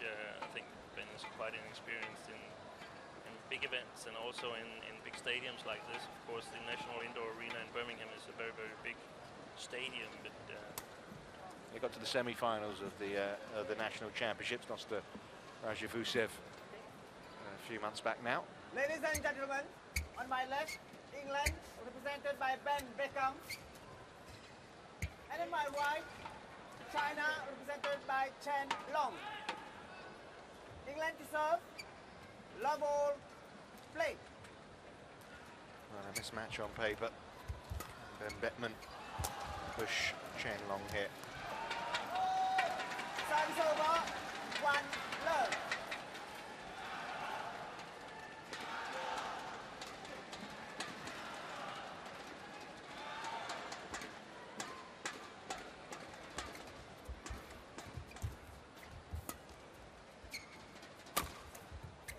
He's bound to be feeling nervous, Ben Beckman, but that'll make him feel a bit better. clever smash on the body, no chance of making mistakes on the sidelines. I mean, really doesn't have anything to lose if he takes a stuffing here. No one's going to raise their eyebrows, but you know, if he can push Chen Long, it really will be a great confidence booster. That's good. That's good, yeah. 2, 1. The thing with Chen Long is that you can always play a match with him. It's not like you're getting sort of extinguished with winning strokes.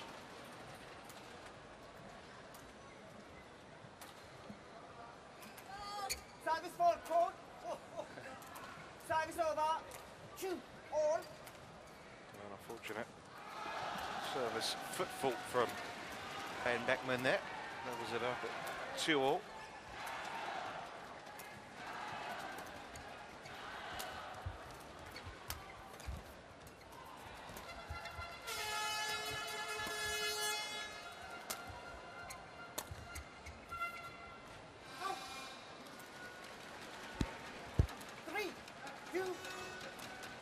would you put the, I know the world rankings say it's Chen Long at number 3 and Chen Jin at number 4, but at the moment you maybe would say Chen Jin is kind of been more in form.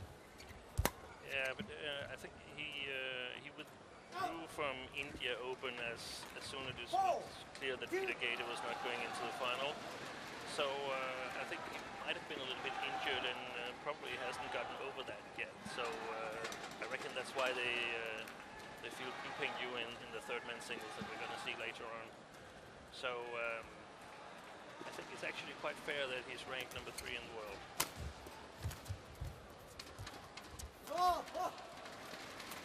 Got a terrible experience in the Wembley Arena, by the way, where he lost in the World Championships to I think he's from Guatemala. Kevin Corden. Exactly. Terrible experience. Yeah, well, Kevin Corden played some great matches. He did. But yeah, no, it was a huge shock. But maybe a wake-up call, because after that, he won 3 Super Series events in a row. Yeah. It's on the line. 6, 2. If I had one of my singles players, that could be Simon Santoso, it could be Peter Gade, it could be Sho Sasaki or Kenichi Tago. In the Olympics, I would definitely choose this guy to play against because I think he might be a little bit more nervous than Lin Dan or Chen Jin based on their Olympic experience. What's his weakness then? Is it purely mental? I don't really know. It seemed that he was kind of nervous and not exactly employing the right tactics in Wembley Arena. Perhaps he underestimated Kevin Corden a little bit and didn't manage to sort of get it going.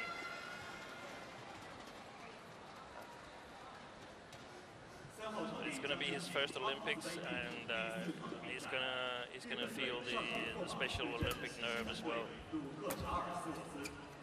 We will have the fourth match of Thomas Cup Group B men's singles in Block 3. Representing Japan, Takuma Ueda. Representing New Zealand, Luke Charlesworth. Well, status quo as expected at the moment. 8 of the 10 points won by Chen Long. Beckman trying to stick in the rallies. Coming out second best like he did in that one.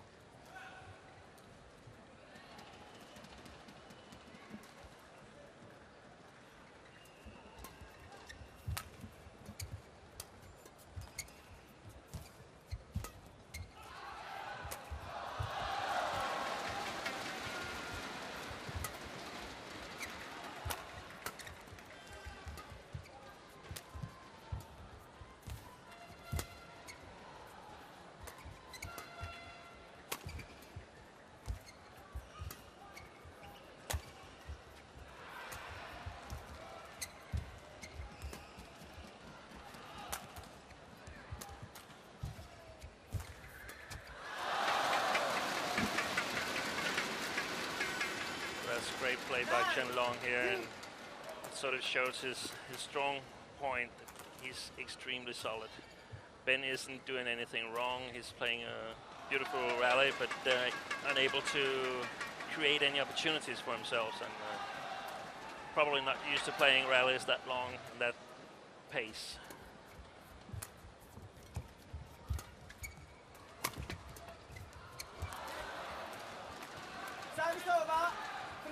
Well, he's not playing any of the Super Series events. He's not playing that caliber of tournament, Ben Beckman. So, as you say, this is a caliber of player that he's not that used to. He did play at the Hubei Cup, actually made his debut in 2008 for England at the Thomas Cup 4 years ago. So he had to wait a long time for way back into the international arena.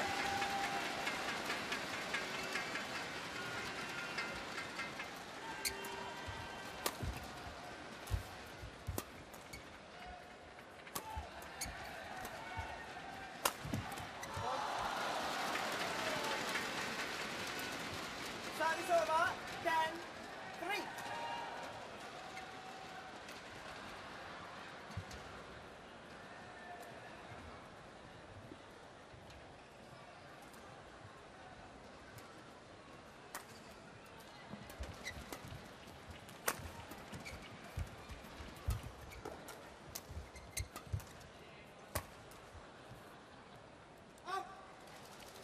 and 3 at the interval. Obviously, this is panning out as we thought it might do. Again, Jonassen there, one of your compatriots, trying to give the encouragement required. Your work at the moment, Steen, within the camp, how does that work? It's a small part. I work a little bit with the national coaches and the high performance center coaches in England. It's only been 2 or 3 times. So right. no big deal. I'm sure they see it a little differently. You're trying to play it down, but Chen Long at the moment, as you say, that he's playing a very solid game. It would be easy maybe to look at the caliber of opponent, and maybe, as you suggested, he did it at the World Championships. Take your eye off the shuttle a little, but he's been very focused so far. And that's probably something that he can use this last match against Kevin Corden to. I mean, the coaches just need to say the word Kevin to him, and then doesn't even need to say a name. 11, 3, play.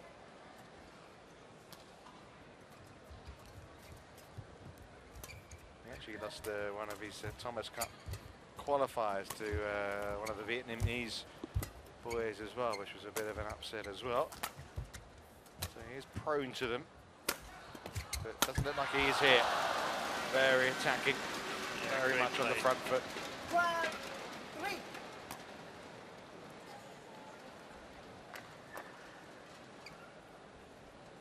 very rarely gives away easy points, so psychologically very demanding playing him because you have to make your own points all the time. So physically strong as well.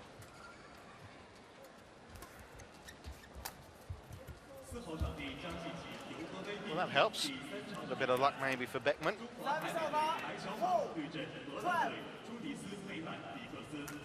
We will have the third match of Yuba Cup Group B Women's Singles in Court 4.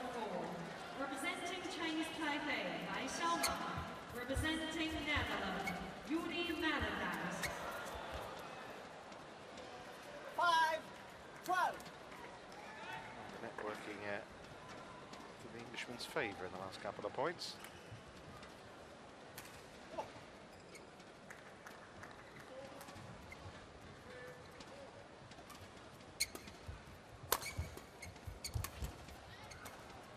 I mean, there's nothing much else that Beckman could do, try and limit the mistakes, maybe like the shot he just played, but from a coaching perspective, there's nothing really else you would say to him in the way he's playing?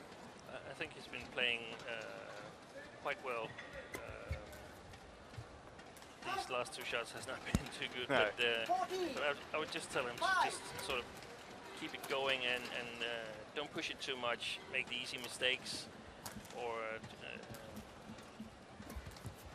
be too sort of passive, because he has to play his own game and sort of take it as a development match. There's no point trying to go toe-to-toe, is there really? Because it's going to be embarrassing otherwise, isn't it? Scampering to get to that one. 16, 5.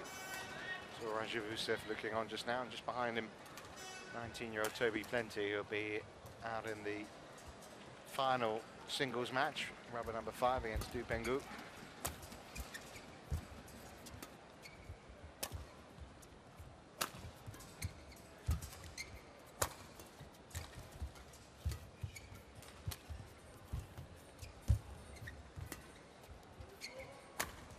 Totally in control, Chen Long.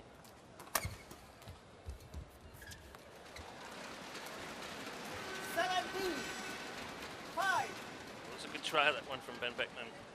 Fortunately from him, it's in the net.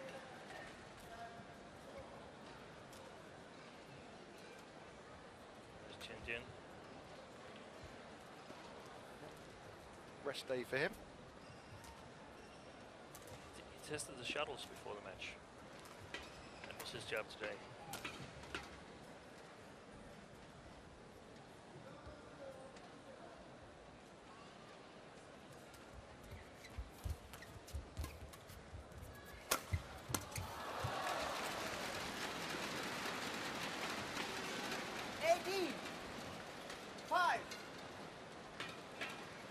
6 points in a row for Chen Long, just widens the gap.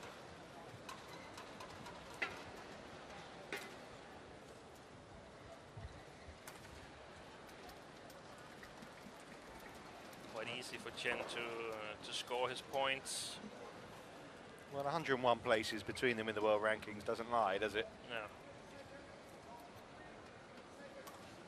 You know, the gap between 1 and 19, or 2 and 19, as the case is with Lin Dan. Sometimes think of him as the world #1 given his CV, but the gap there is maybe 17 places, but it's, you know, the standards are not so wide as the golf we're seeing here with 100 places between these players. It's different levels they're playing on normally. Well, yeah. Beckman normally on the international challenge circuit. Yeah, I mean, he's won, you know, an event or two, won the Croatian International a couple of years ago. But there's international challenger events, and there's the Opens, there's Grand Prix Golds, and then the Super Series events, which of course Chen Long is playing in on a regular basis.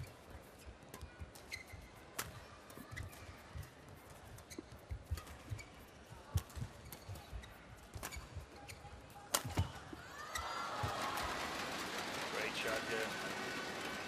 Cross court. 20, game point, 5. So 15 game points for Chen Long.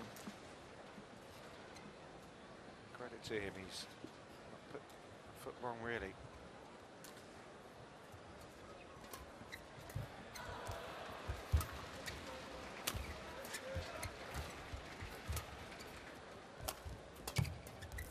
A pretty apt way to end the game.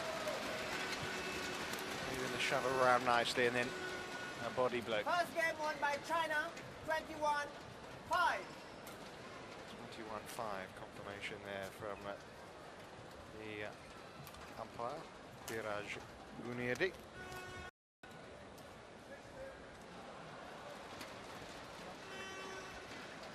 Easier, I suppose, to have a little bit more hope. Definitely have a little bit more hope. They're drawn in the worst possible group. You look at the draw, you got the finalists from 2010. Thank you very much, whoever did that. The best team from the first 4 seeded teams and the best team from the 5 to 8 seeded teams. Then equals tough task.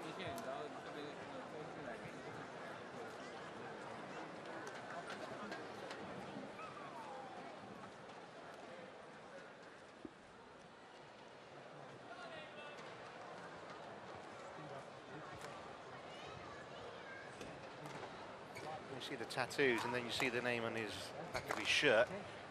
Sometimes you get the feeling you might want to say Beckham rather than Beckman.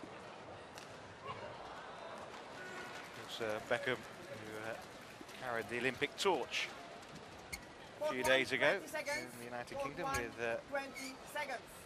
Royal Highness Princess Anne. Some say he's like royalty anyway, but David Beckham. There's one paper who said that really was Posh and Beck's. Perhaps even more people in the world knowing who David Beckham is than Princess Anne.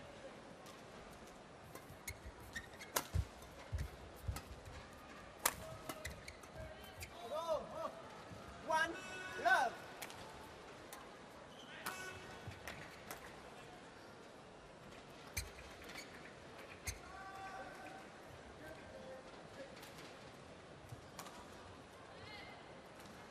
I'm not taking this game, for example, but you know, you look at Commonwealth Games and British performances in general here. Obviously, they're up against the world's best in China 5 times in a row, Thomas Cup winners. But there's no doubt about it, Britain, England have fallen back even on a European stage behind the Danes and now maybe even the Germans as well. How do they retrieve that situation? Yeah, it's quite difficult because it's going to take a couple of years or even more, because it takes time to develop, and you're right, things have changed a little bit in the top of European badminton, where earlier on, it was natural that teams like England and Sweden were at the top together with Denmark. But now it's Russia, Germany, and Denmark. And then the English men's team are just clinging on to it. You've got someone like Nathan Robertson, who's just about to retire. Nathan Clark, who has just retired. Which is why I think these experiences, even though it's going to be a damning in terms of statistics and points, it's going to be not a futile exercise this for Ben Beckman. No. Hopefully the more inexperienced the English players are going home with the feeling that we want to do more than this. We want to improve. We want to be able to compete at the highest level and go back home and find motivation for practicing real hard for a number of years. Because this guy in the picture here, he's been practicing hard for many years.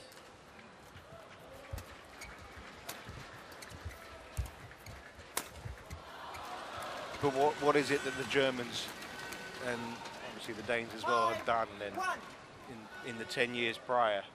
Well, it's difficult to say. I'm not sure I can answer that yeah, question. It's a difficult question, I know. Yeah.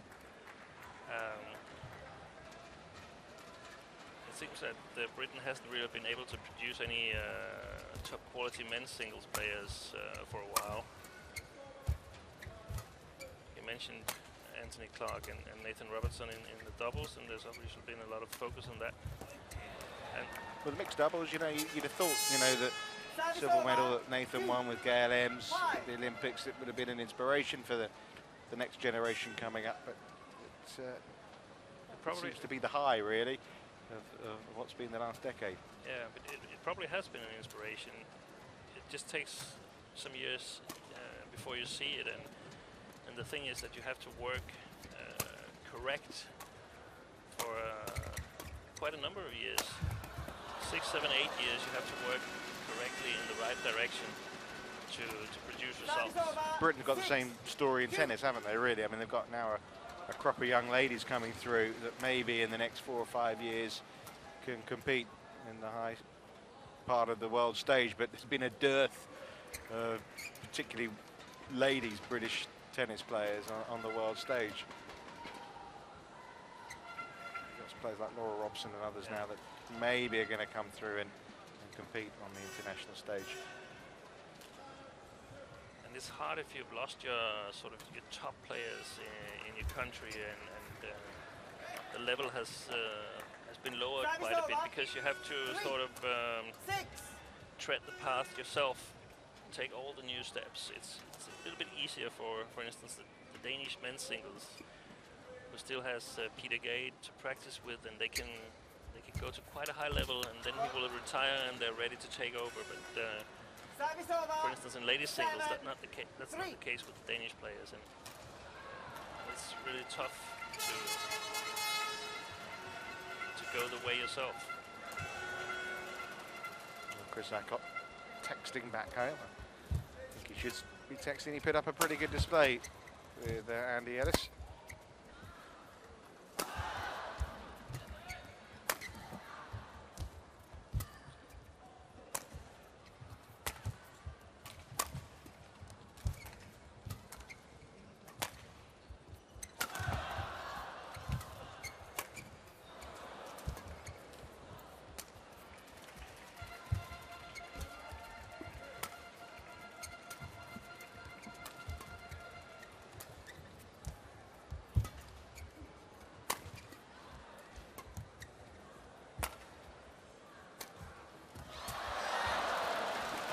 What a great rally here.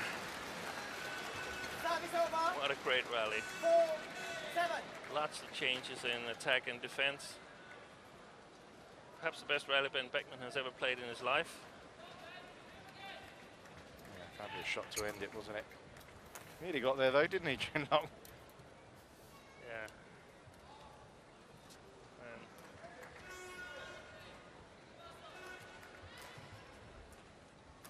It's just showing us how solid a player he is.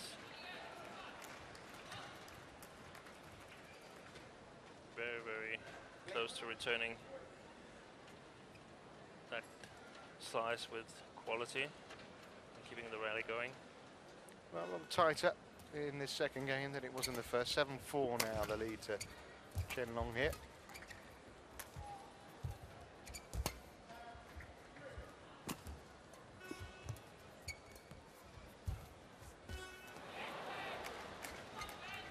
Five. 7-5. 7.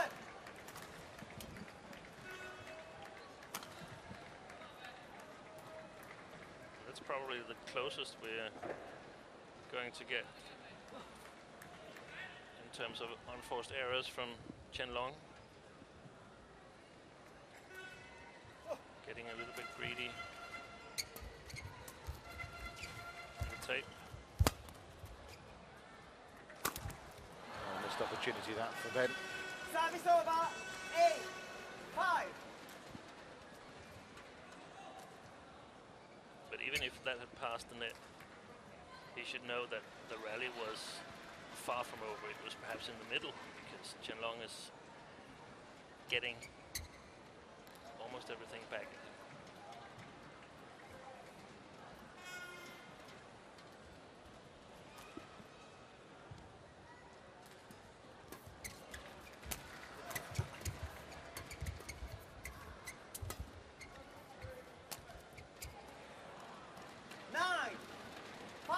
I think the problem as well here for Ben Bettman, I'm not saying that he's not fit, but he's not maybe used to the intensity of the opponent that he's facing here. So as this game progresses, his legs are going to start feeling a little heavier as well. Definitely. Chen Long is used to playing at an even higher pace because he's used to practicing against Lin Dan and Chen Jin, Du Pingyu. Just Long. 10-5.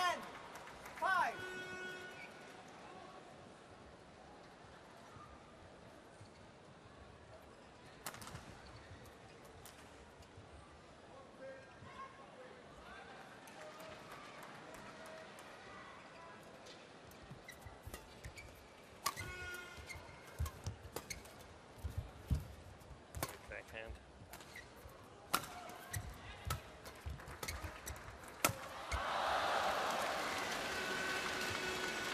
Really strong 7-5. flat game here from Chen Long. One of his best areas, in my opinion. Apart from being extremely solid and Like you did in the long run. good in the defense. Those are better than you keep forcing it, because then it just hangs back and you run like this all the time. Otherwise, keep using those drop shots of yours, even from a good position, and hold it. You had that one. The next time from around the head. Straight. Yeah? Okay? Drop or Yeah. slice. Drop shot. Yeah. Code 1, 20 Okay? seconds. Yeah. Code 1, 20 It's set. seconds. Well, not easy to pick up what Kenneth was saying to Ben there, but I picked up him saying to try and use the drop shot when he could. Yeah, use a lot of slices and drop shots. I think he wants them to attack a little bit less because it's too easy if Chen Long knows exactly that if he lifts a little bit short, the attack will be 11, coming, so he won't really 5. gain anything from it. So we wanted him to be a little bit more patient. Play.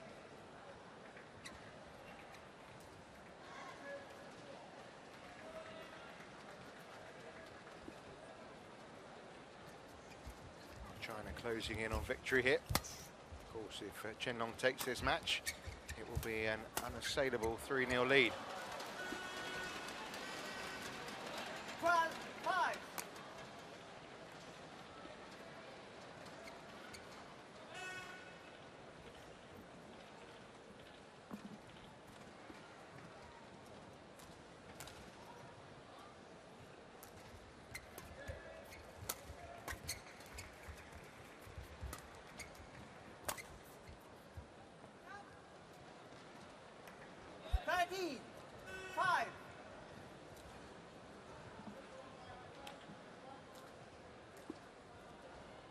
Tough thing for England is that Chen Long is producing high quality shots all the time. Ben is also producing high quality shots, but there's weaker shots in between and they get punished.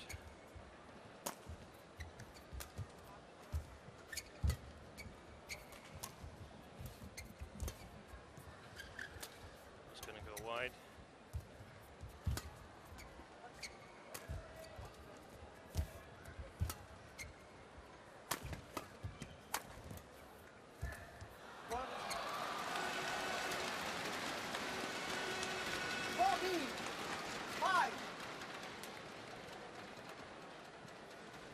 Well, 7 points in a row from Qianlong. China closing in. There was a long rally there at 7-4, from 7-4 to 7-5, wasn't there? Wasn't that the long rally? I think so. Yeah. You said he played the best, probably rally of his life. Ben Beckman. Sort of killed his leg a little bit. We will have the fifth match of Yuba Cup Group C. Women's single in court 2. Really fast racket movement from Qianlong. Representing Australia, Wendy Chen.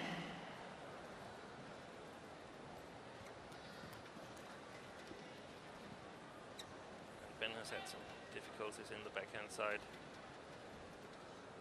regarding his defense.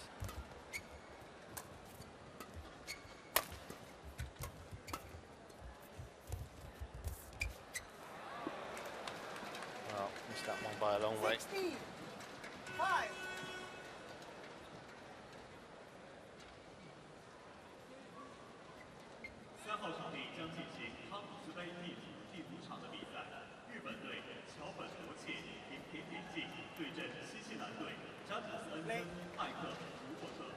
We will have the fifth match of Thomas Cup Group B, men's doubles in court 3.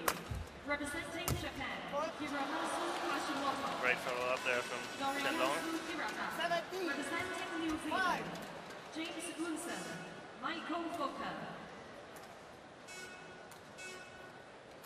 Actually a good chance it would have gone long had it not hit Ben Beckman on the chin.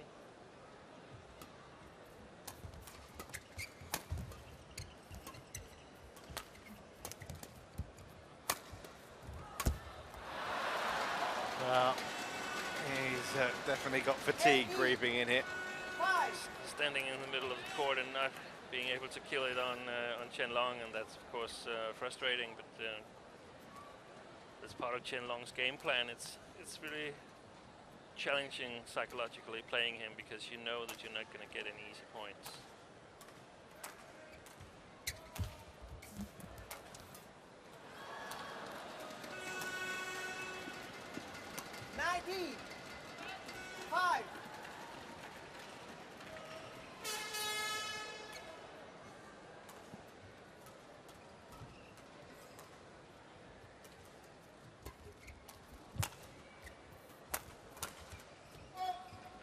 Well, match points have arrived for Qianlong. Match point 5. It looks like he can have a very nice and consistent 21-5, 21-5.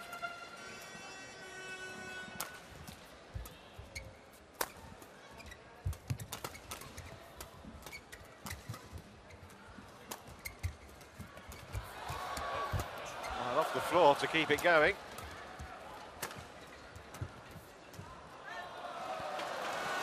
$14 points in a row to close the deal. Qianlong with victory over Ben Beckman means that China have won their first match in the 2012 Thomas Cup. We will see the next two rubbers, but 3-0 it is now after victories for Kai and Fu in the men's doubles and of course Lin Dan in the first of the men's singles. Accomplished display from the world number 3. To pick himself up off the floor in this rally. There we go. Oh. Bounced up pretty quick though. There were some glimpses that showed us that he can actually play even faster if that's needed. It sounds strange having won 21-5, 21-5 that he actually could play faster, but I'm positive that that's actually the case. Yeah, I'm with you on that. 21-5, 21-5, indeed the score in just over half an hour. Ben Bettman, I think, just running out of puff there towards the end. Have a look at the statistics. Just one high serve from Chen Long. I suppose he didn't have to mix it up too much. He had a winning form, he was going to stick to it. Yeah, he'd like Ben to attack him on the serve so he could sort of get his style of play going. So no problem in that.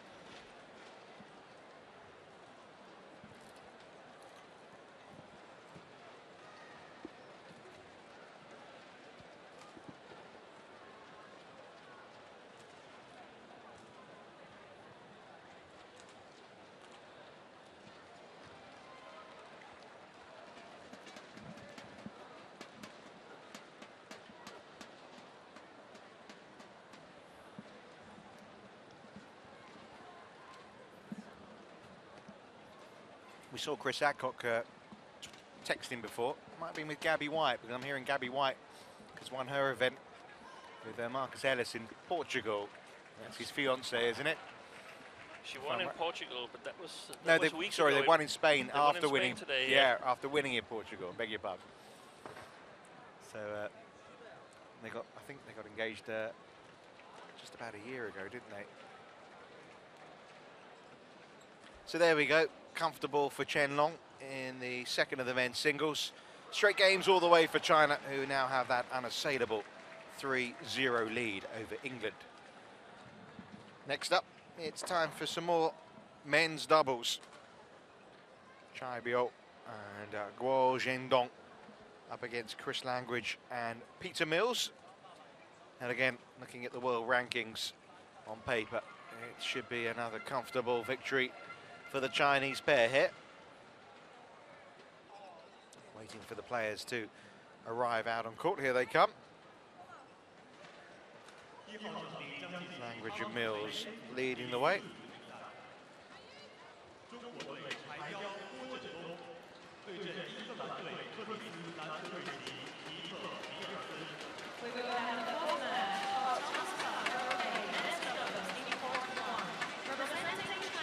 I mean, it was a pretty good match his first two, and I think our expectations are like the previous one, and also the match to come in the final men's singles. It may be one-sided affairs, but obviously there are going to be tougher tests ahead for China. Who do you think is going to provide that toughest test? Well, it looks like Korea are the team that is capable of challenging China the most. They suffered a big blow though, because Jung Jae-sung is not here in Wuhan. The partner of the day has to stay home. So the doubles combinations are of course a little bit weaker now. It will be a very, very big surprise if China is not securing this title. Be for a fifth time in a row. It's Chris Langridge with this partnership with Peter Mills. It's a pretty new partnership for 2012 actually, first year together. Played for the first time together in the national championships in February, so I mean this is a baptism of fire really in some respects. The world ranking of 96, it's not really necessarily a fair reflection. They've hardly played together, so they haven't been able to accumulate too many world ranking points, and they're up against the world number 5 pair here in Chai Biao and Guo Zhendong.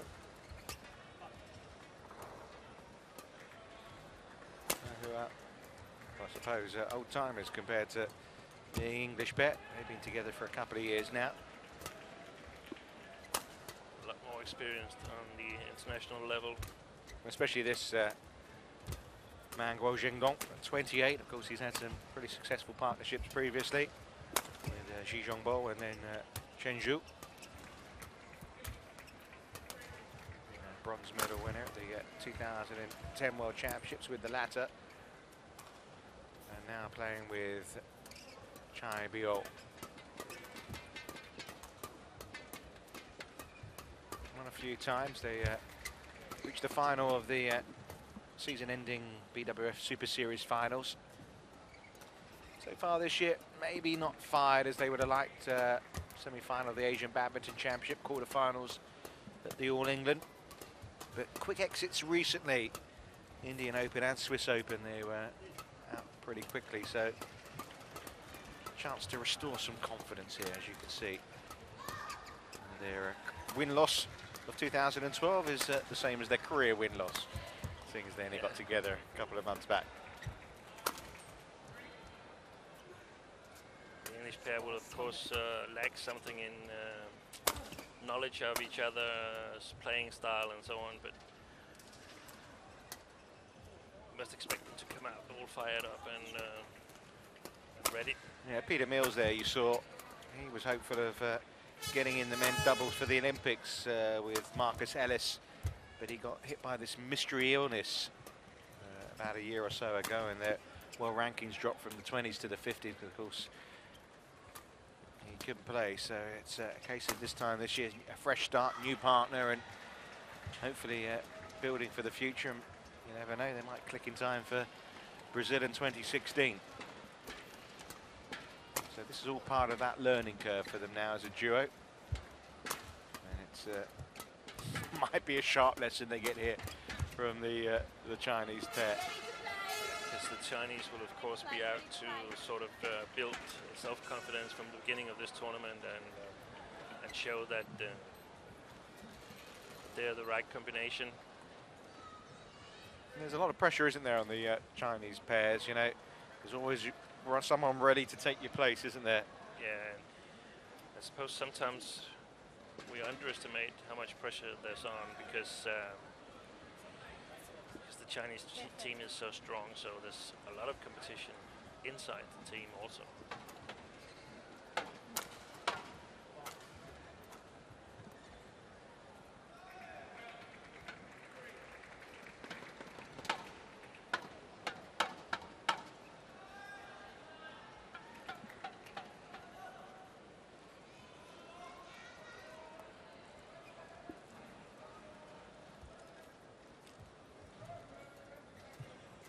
Hold the shuttle. Our umpire is Kelly Paul from Australia. Chris. Ladies and gentlemen, on my right, England, represented by Chris Langridge, Peter Mills. On my left, China, represented by Che Biao and Hua Zhendong. China to serve. Hua Zhendong to Chris Langridge. Level. Play.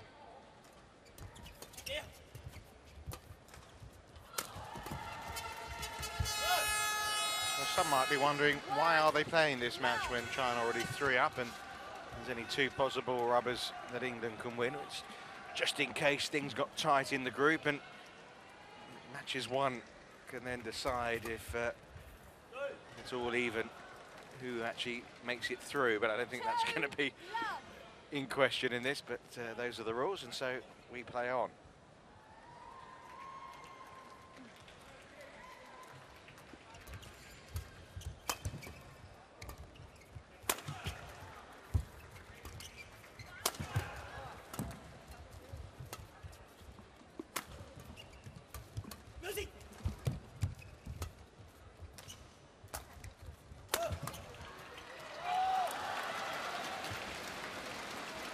Langridge having a look up at the lights there.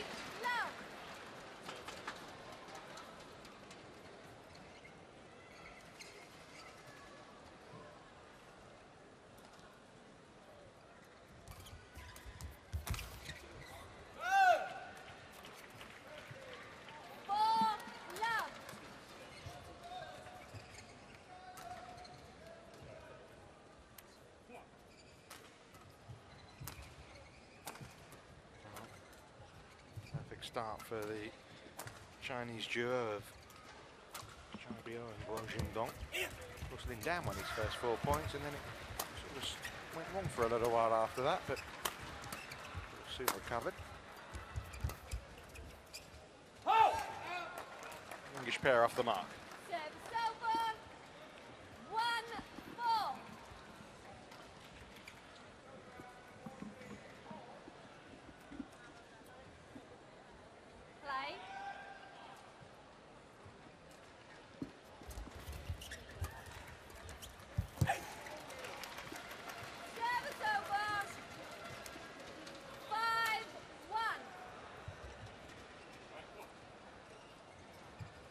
So easy to be beaten before you've begun here. I suppose it's a case of just setting yourself little goals. Let's try and get to 5 points, then try and get to 10. Break it down in smaller parts. There's a good chance that we're going to see a match here similar to the men's singles we just witnessed between Chen Long and Ben Beckman, where the Chinese will be superior in shot quality and pace, and the England team will try to sort of keep the control and attack, but will eventually come up short in defense and pace. Oh, that looked close. That looked very close. The English pair convinced actually it went in. Let's have another look at this. I'm not sure still. We have the luxury of watching it in slow motion. The linesman has to decide in a split second. He had a pretty, well, obviously where he's positioned a good view, but there was no one in his way is what I meant by that.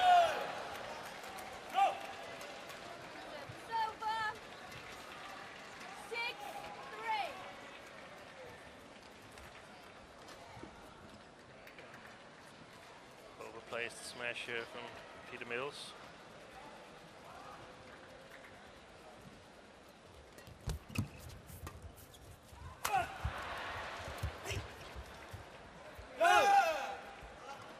Oh, the calls are going the way of the Chinese. That looked a little bit dodgy to me, that call. Not sure if we're going to see a replay of that one.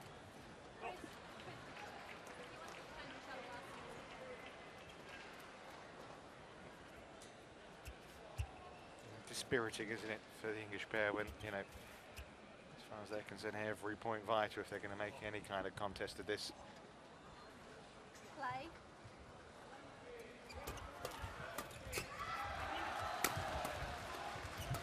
Well, they're trying to get on the front foot.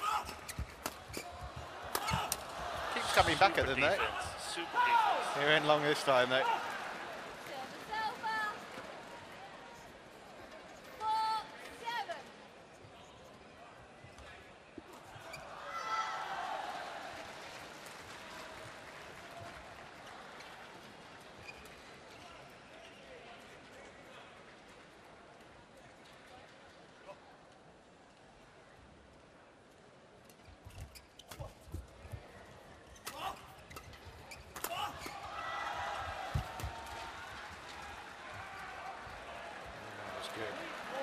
I think it was good by a little bit of a margin this time. I think misjudgment that. Yeah, I think he was hoping there.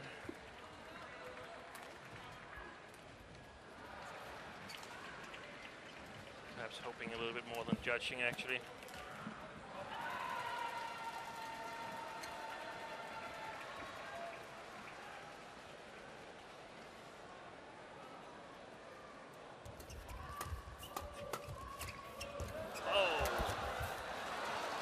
Saved it behind his back. 9-4.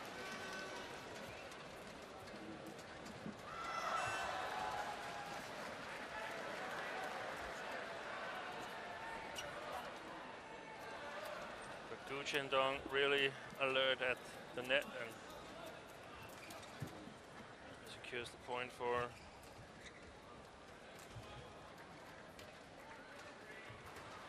Chinese men's double.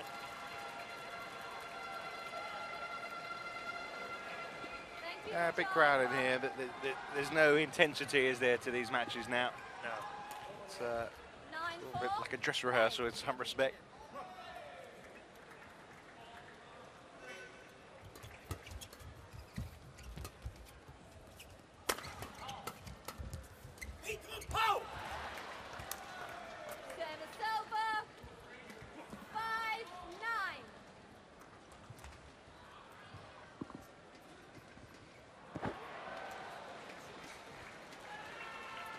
Bit of a loose shot from Gu Chendong there.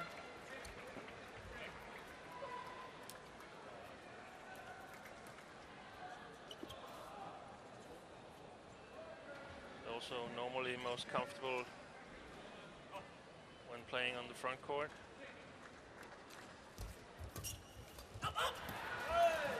Great shot here. Service over. 10-5.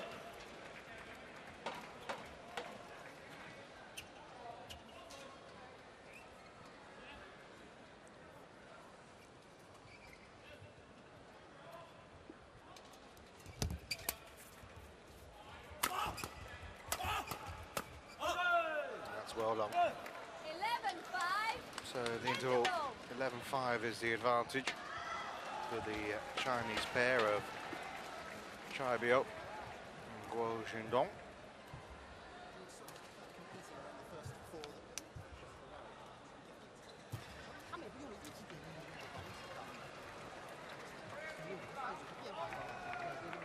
And then we talk about the fact that the English pair, with their inexperience, aren't used to playing against the intensity and the ability of their opponents. I suppose for the Chinese pair as well, it's sometimes a good test of their concentration, and as much as anything, that they need to see the job through here in the manner that's required. Yeah, they probably had a good feeling before going on court, and now they should sort of feel quite comfortable about the ability to take this down. But they need to keep the concentration, because otherwise, no doubt, the English combination is gonna take their chances. Good service. Cool. 5.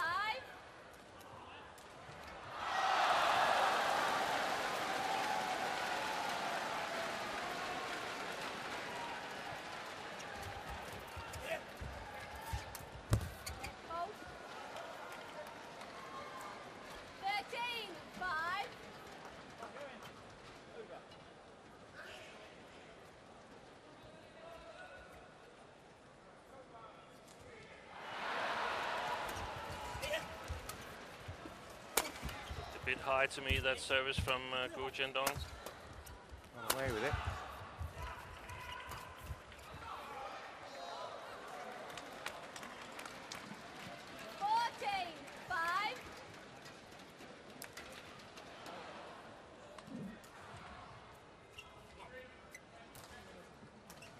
Well, 5 was the number that Ben Beckman got stuck on. 5 points in a row here for the Chinese duo.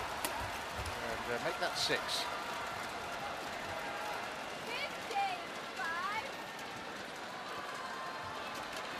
Well, there's nothing like getting yourself on TV to boost the noise levels a little.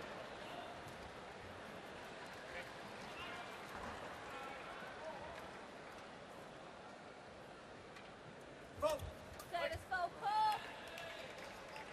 Billy, Service that's a over. good call. 6-15.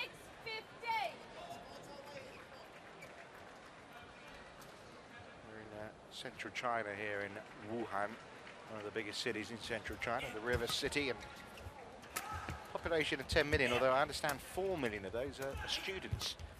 Big student population.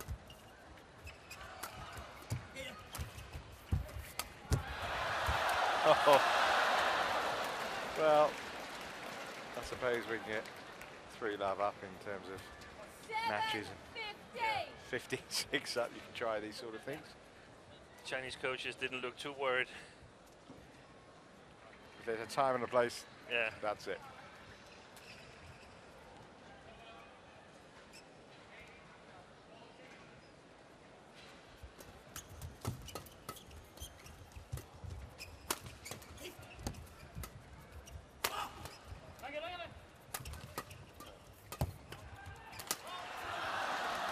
I think a little sense of the newness of the partnership there.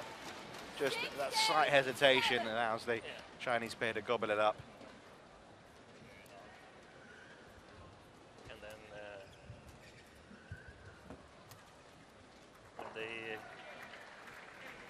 when they got in trouble, they tried to play the net to get out of it. And it's just close, especially with a net player that great as Guo Zhendong. Must be frustrating in some respect from a coaching perspective when you know your players aren't good enough necessarily to match what's there. You have to set different kind of goals and tasks and try and get something different out of it, I suppose, apart from winning, which I suppose is supposed to be the name of the game. Yeah, it's very difficult also because I mean the players they play to win. So a rally like this, of course, boosts the self-confidence. But the problem is that you have to play rallies like this all the time. And even in practice, you have to play rallies like this because otherwise you're not used to it when you go out and play tournaments and so on. And there is no Gu Qiandong and Bao Chai on the English national practice at the moment. Yeah, and there you go, rally later. Yeah, so an unforced error like that. And it just about says everything that you work really hard to score a point and then sort of give it away the moment after.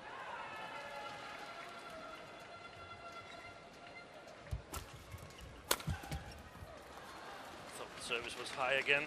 18-9. It's Mike Walker, the Canadian, who's the service judge here. Not picking up on those.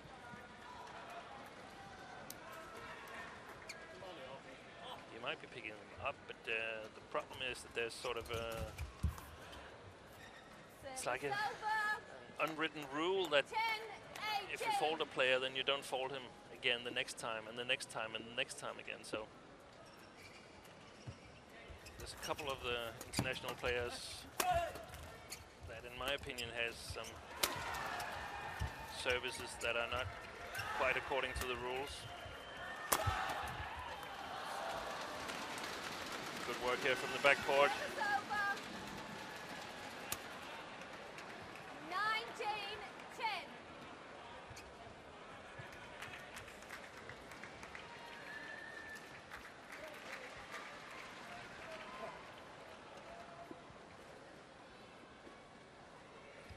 Chris, play.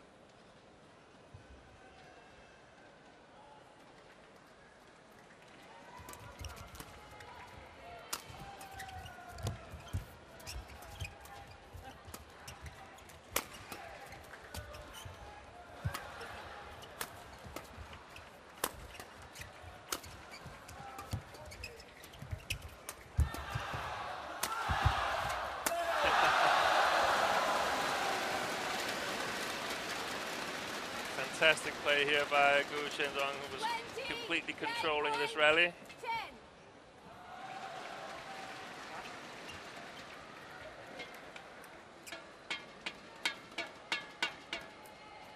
Game points then for China.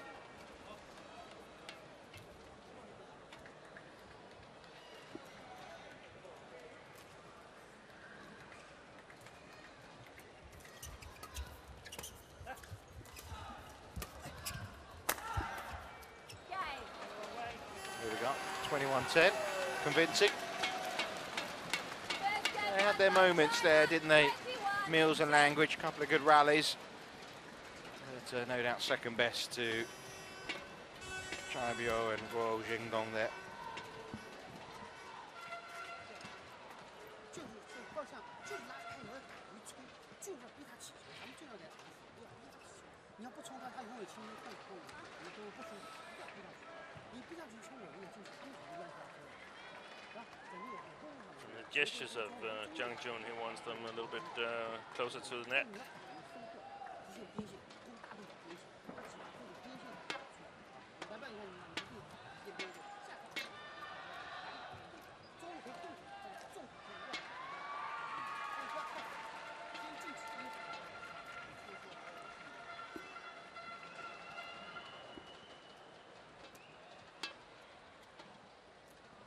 Language there. It's played in the Thomas Cup before, 2006. She was paired most previously with Anthony Clark, who we mentioned earlier, has retired late last year.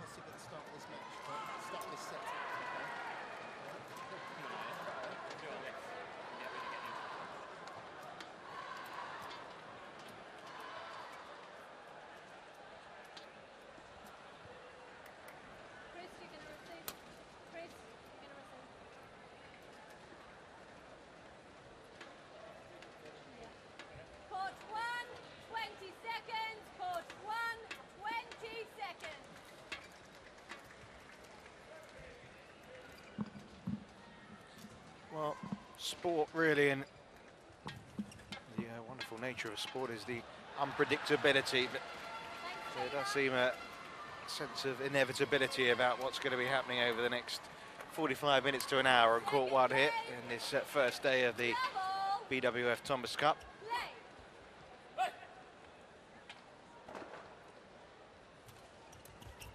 The interesting thing is to see if the Chinese can keep the concentration and keep playing at a pace that's just a bit higher than the English pair. If they're able to do that, it should be quite an easy win.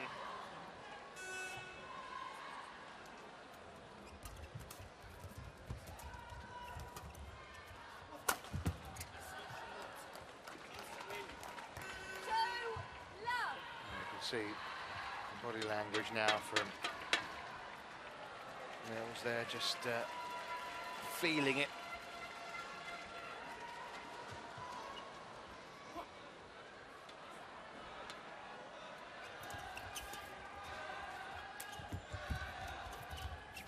Great play by Gu Xiandong here. Very important to dare play close to the tape, even if you're a little below it.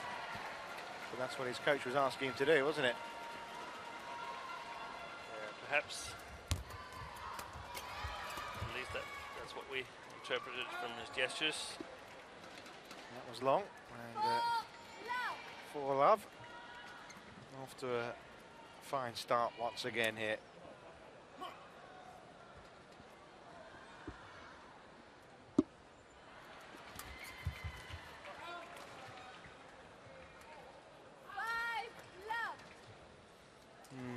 Deep time for Langridge and Mills. Yeah, and sort of playing standards that we've seen in the first set taken into account, then the second set is sort of settled right now. Well, they're off the mark again at least.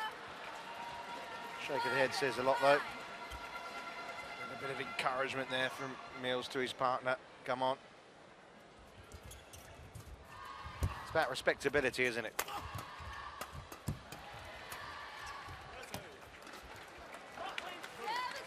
You know, you can be beaten by better shots, but that's what you can't afford to be doing in these matches. And so I'm quite sure that both players aren't going to play tomorrow. Only one of them are going to play because Nathan Robertson is sitting outside today, and tomorrow I believe he's playing his last Thomas Cup match ever. His last international it will be as well. That's right. Yeah. I mean, they can't bring him all the way to Wuhan to sit on the sidelines in his last international. I mean, that would be rude. Yeah. 8-1.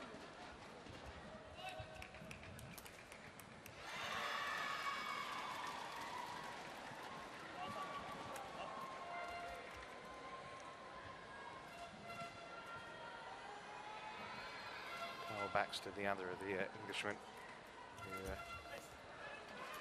performed today. There's Toby Penty in the final men's singles. There's Gu Penggu.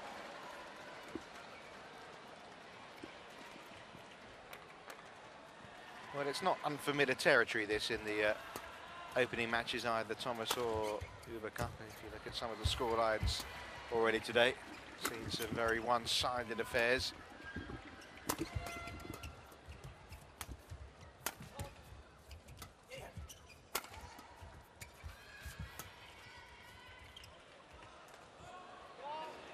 Exactly in the corner. 10-1.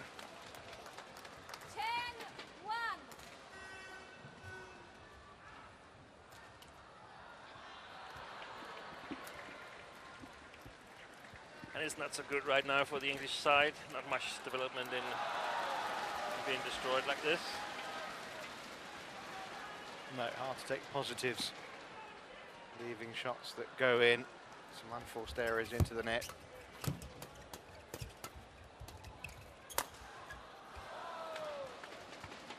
wouldn't even call it that much of a workout in the first part of this second game for either Gu Xiandong or Chibiol there. Rallying call required here. Just wanted to try and ignore the score for a minute, and we want to just try and get a positive end to this match, okay? Play a no-lift game. They want to be the first place to get the block in, so they don't want to play too flat in the midcourt and just try and get the shuttle up in the air, okay? That's all I want, all right? So good concentration at the start of the rally, try and get that first block in and get them to lift, okay? Now's not a time, obviously, to be too critical, is it, really? No, I think it's a good point he has there, Graham Harrell, that the English pair needs to finish this match in a good way, sort of have something to build on. 11-1. And from what I heard, it was like Play. getting the service return right and then trying to get the first block in.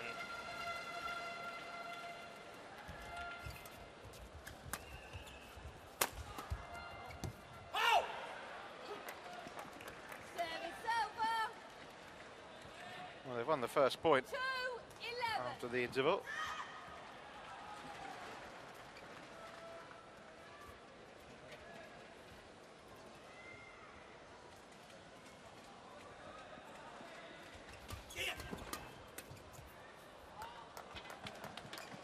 Great service return from Gu Chendong, a little bit of deception. Puzzles Peter Mills, and Gu knows exactly where the next shot is going to go.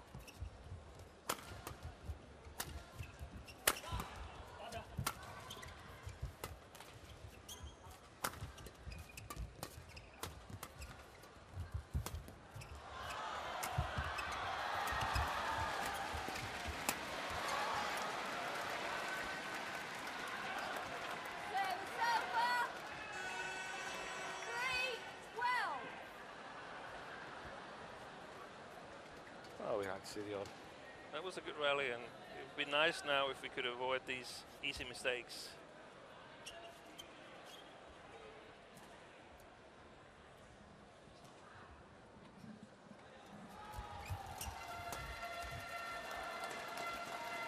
Service over. 13-3.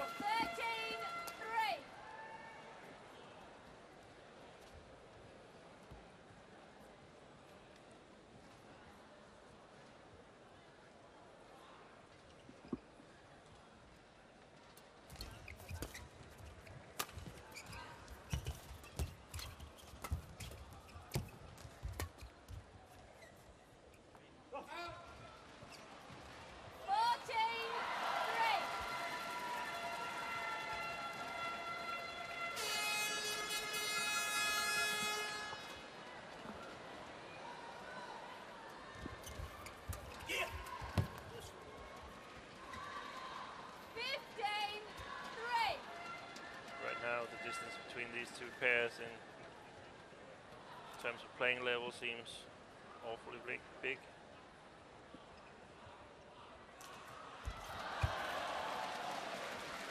Yeah, it's 16-3. head spinning time, isn't it?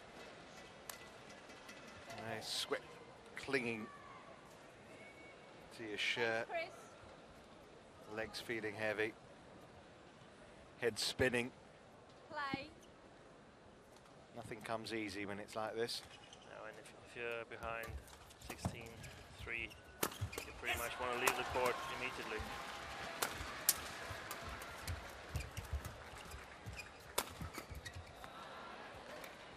Service over. 4-16. Shuttle.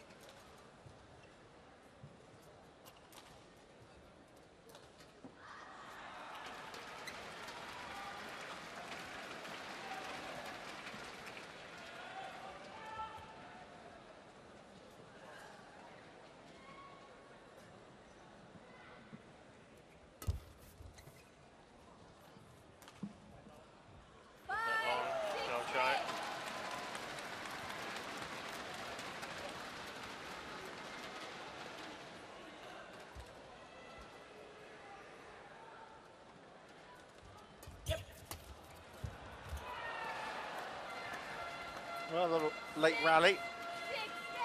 16. Maybe, you know, what the coach was saying. Try and give yourself something here to end positively on. And that's of course nice, but we can also see that the Chinese are quite relaxed. As you would be at this stage.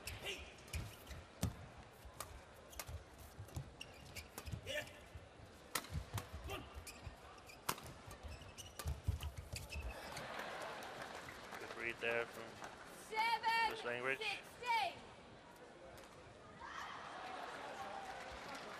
The only thing I would say is that, you know, of course, Chinese do have another men's doubles pair in Hong Wei and Shen Ye, who are world number 10.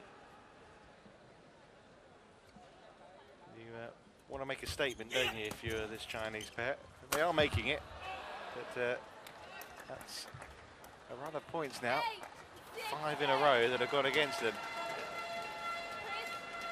My guess is something like 21-9 or something like that. I think Zhang Jun told them that it's time to finish off, boys.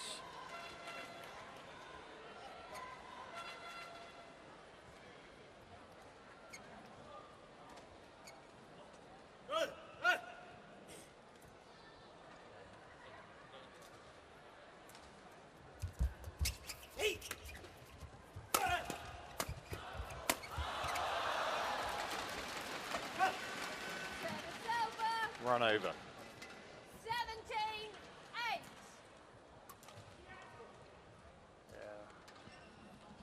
Totally in command from the beginning, the Chinese pair.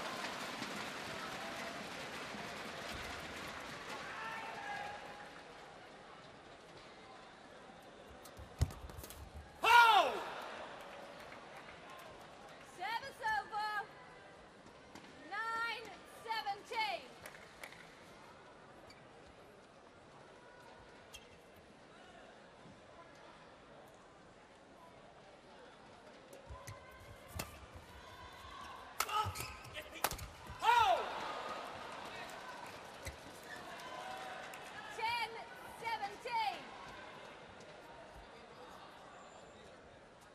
Missed opportunity this for Mills to grab another point. Just came down the wrong end of the net.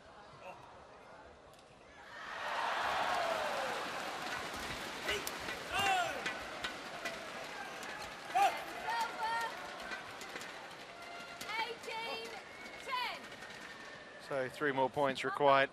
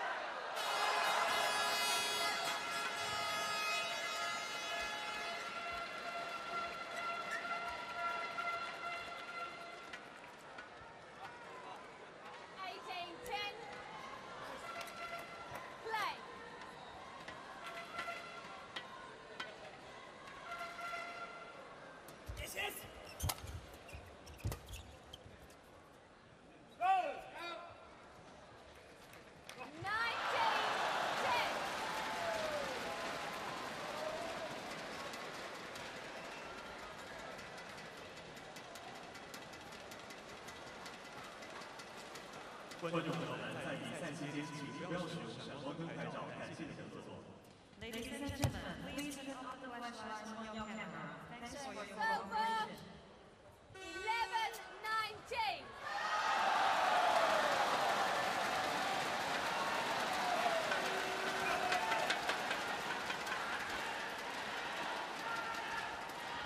Well, that's 8 points all since the interval. But all in vain, of course. Match points have duly arrived for the Chinese duo, the world number 5 of Chai Bio and Wu Jingdong. Full forward this time.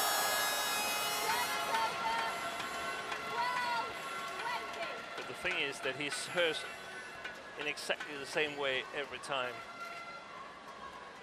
I really would like the umpires to make some sort of reviews on the players using high-speed cameras to sort of check if what they think they see with their eyes is actually reality.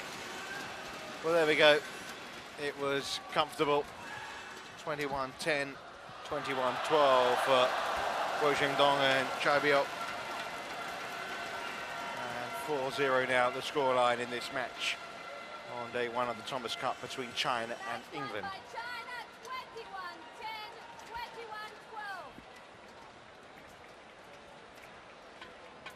21-12. As comfortable as it gets, really.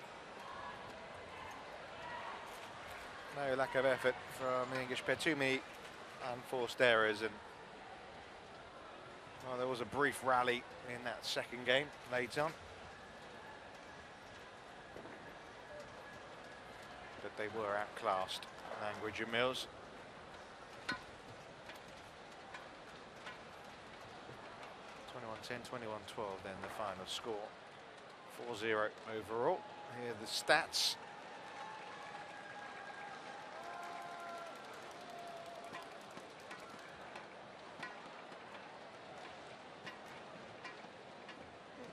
Just superior in most departments there. Chinese pair. The interesting thing is also where did all the other points go? I mean, the Chinese pair scored 3 overhead winners and 4 winners from the net. That's 7. So that's 14 points that are unaccounted for. And we know where they came. Mistakes. Mistakes from the English pair, yeah. Either into the net or long or wide.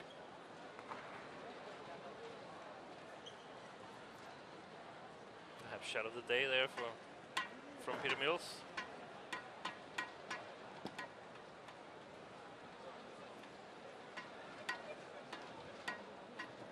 That one wasn't bad either.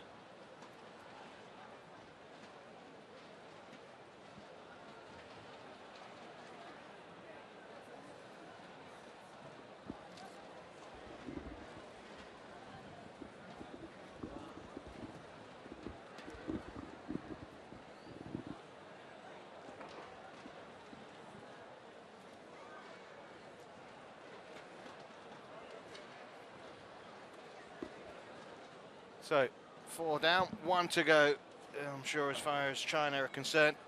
And the final match is the third of our men's singles games as Du Penggu takes on Toby Penty.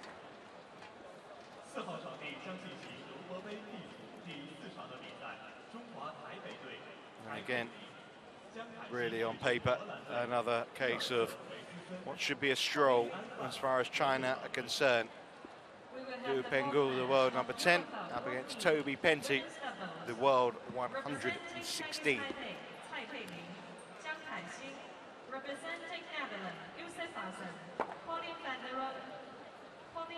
I know that Toby, he'll be in trouble here. He's a very young player, very inexperienced in these kind of situations, and against Du Pengyu, who's also a very, very solid player, a lot like Chen Long.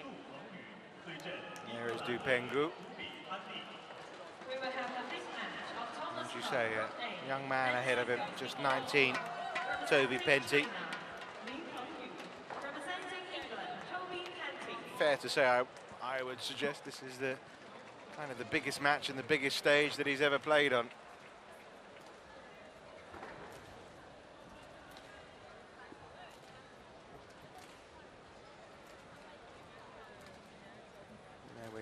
Suggested with Nathan Robinson. We'll be saying goodbye to international badminton. Well, for Toby, it's a big hello, really. Only 19. Taking the step up from the junior ranks now to the seniors. And now up against the world number 10. And a player who reached the final of the Asian Badminton Championships just a short while ago. The umpire there, sorting things out, Mike Walker of Canada.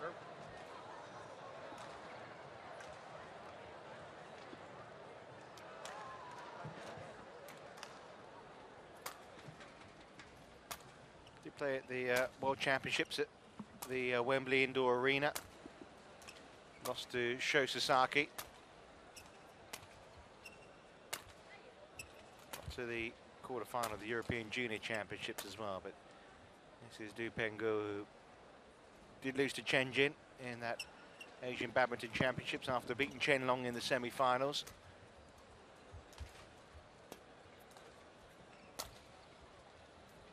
And that wasn't really a big surprise that he lost that final. As you can see, his win-loss ratio 13-5 to Penggu. Disappointing performance, particularly at the All England. We lost in the first round to Rumbaka of Indonesia. And you see 5-5 the ratio for Toby Penty.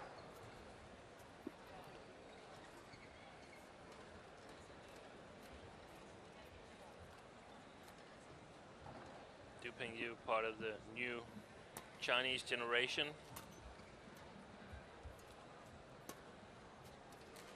Yeah, I mean, how long do you think longer Lin Dan's going to carry on playing these high-class events? It's difficult to say. Sometimes he says in interviews that he's going to play like until like he's the same age as Peter Gade at the moment, but yeah. He's one of those players though that doesn't, you know, he's not playing every event, you know, and his schedule is such that, you know, it should allow for a longevity in his career. Yeah, and he definitely has the quality. I mean, he's played at tournaments where he's actually playing and he doesn't last the distance because he decides that for injury or illness or whatever that he's not going to finish the job off. Yeah. No doubt he's going to try to win the Olympics for the second consecutive time, and no one's done that, have they? So in badminton. So if he succeeds in that, he's going to be a legend. And why not sort of extend it by winning as much World Championships as possible? It seems that at these big events, Li Chongwei is unable to sort of deal with the pressure, and Lin Dan beats him every time. Well, big test and task ahead of Toby Penty. On my left, England, represented by Toby Penty. And on my right, China, represented by Du Pengyu. England to serve, love all, play.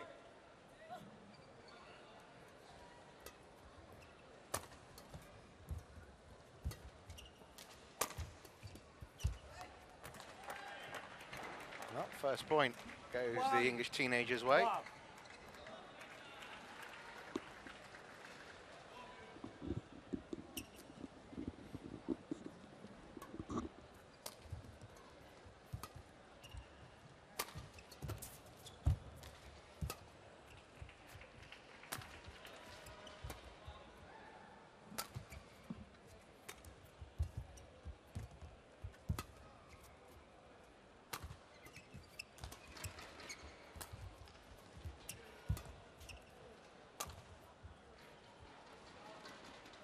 Serves over, 1-all.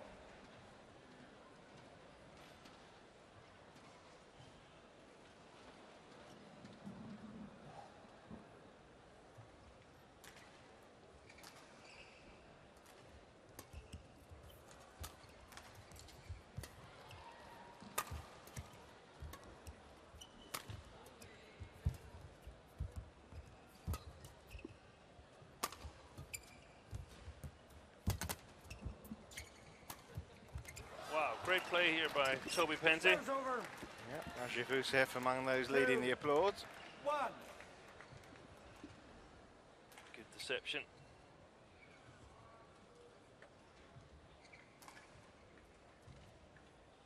Nice confidence booster at the start of this match.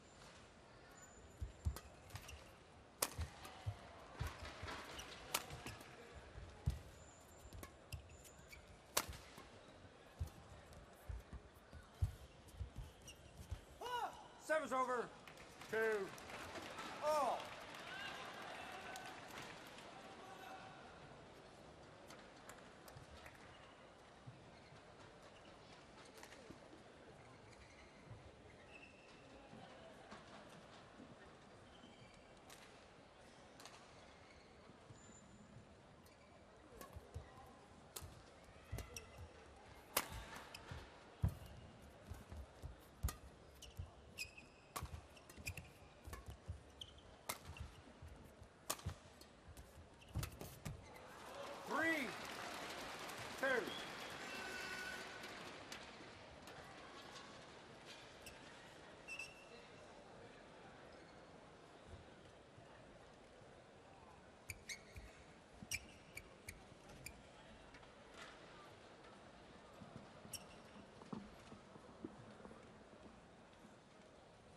suppose Du Pingyu is also making his debut here on the Chinese Thomas Cup team.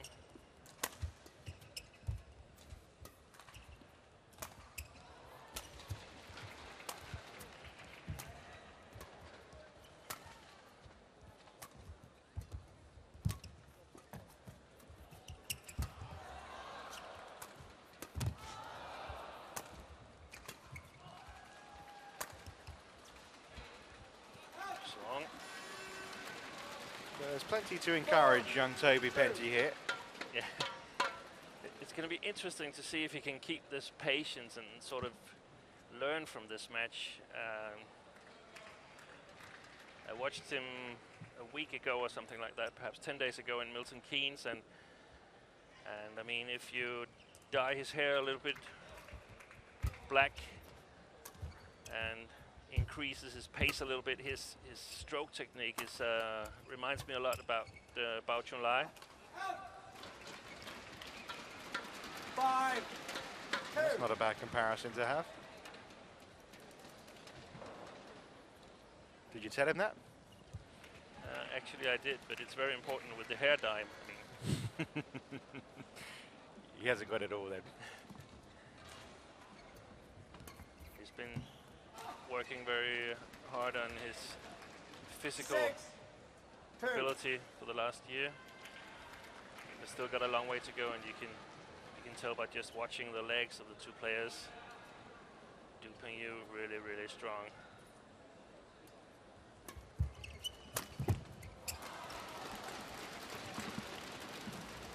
Seven, 2.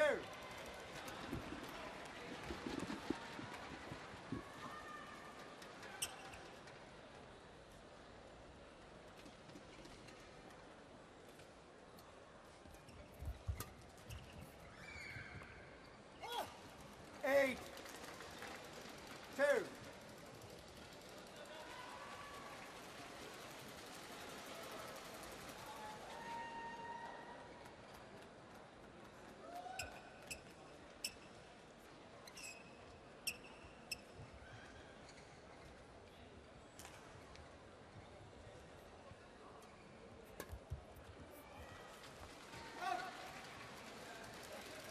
I think that word 9, patience 2. needs to come in. He needs to start getting that shuttle in play and get into the rallies again. He's lost 8 points in a row now.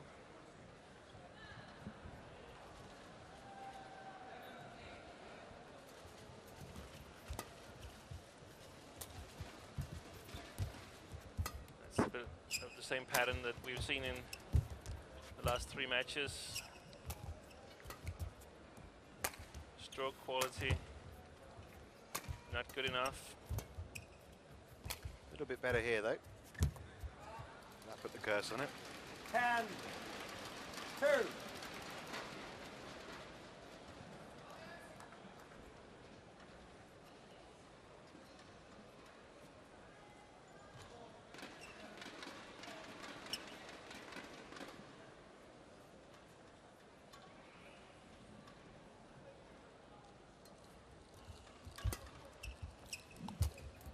11, 2, interval. Well, that came up pretty quick, didn't it? The interval coming in just 6 minutes. Nice start from Toby Penty, but unfortunately couldn't sustain it. The problem is that you can have a lot of small chances during a rally, but they end up in nothing, and you have to be able to play on, even though these small chances doesn't really lead to anything. The bigger chances might come after 12 or 14 strokes in the rally.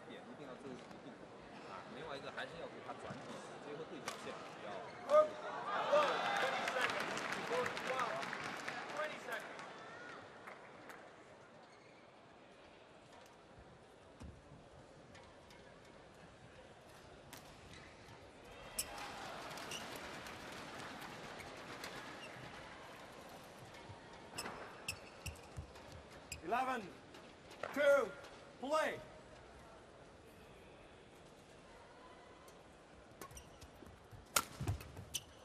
12, 2.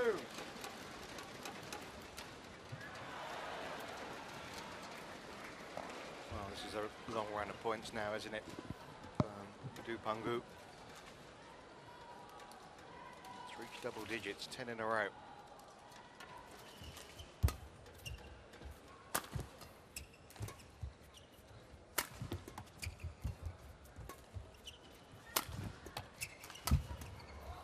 Well played. That's what can give him some encouragement. 3. Stuck in the rally, as you said. And it's not necessarily going to come on shot 5 and 6. Out of his body, manages to produce the winner.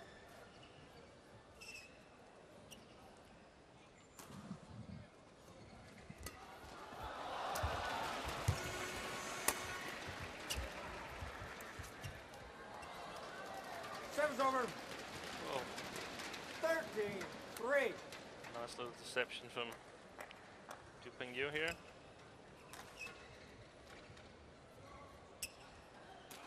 Penty, totally wrong direction.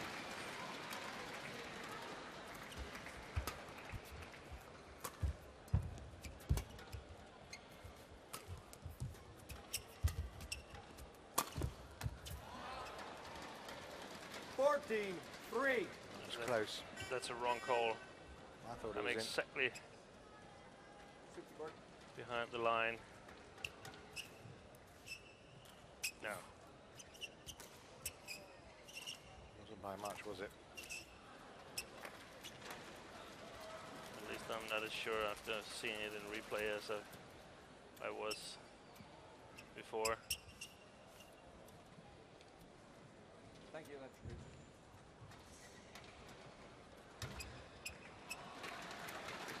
Well, 14-3. Surely an unassailable lead once again. 14-3. You obviously wish these games could be a little more competitive as they were in the first two matchups.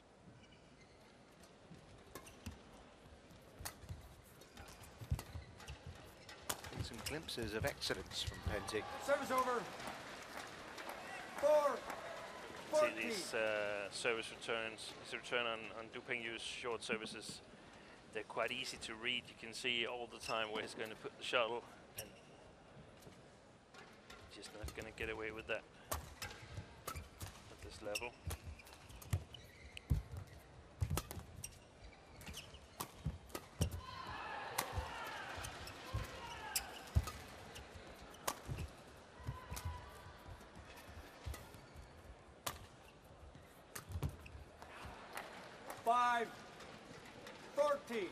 Bit of a loose shot here from Dongfeng Yu.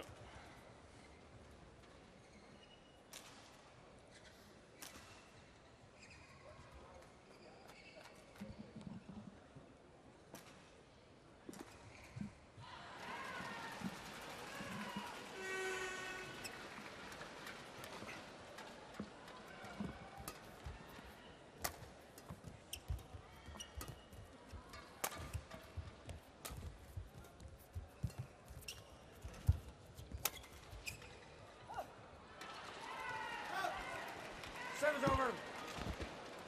15-5. I think that went out of the green area.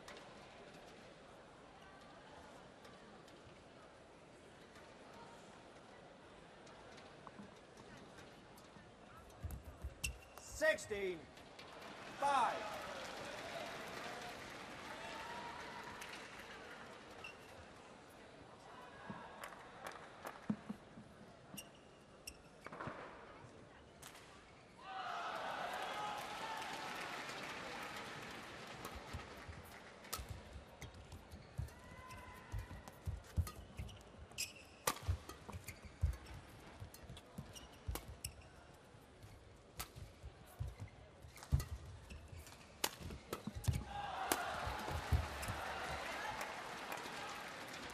Seven's over. 6-16.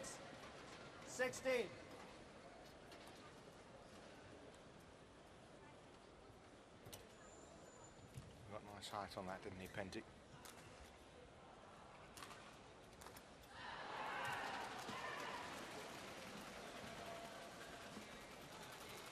So he's just having a little towel down. Play face. It was It seemed to be getting warmer inside here. Yeah. It doesn't seem like they've got too much air conditioning No, in this hall. not at all.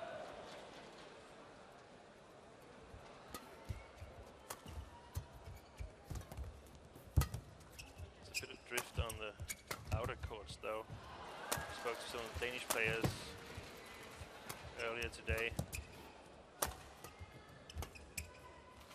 Doesn't seem to be any in the middle, though, does there? Service No, over. very little. 17-6.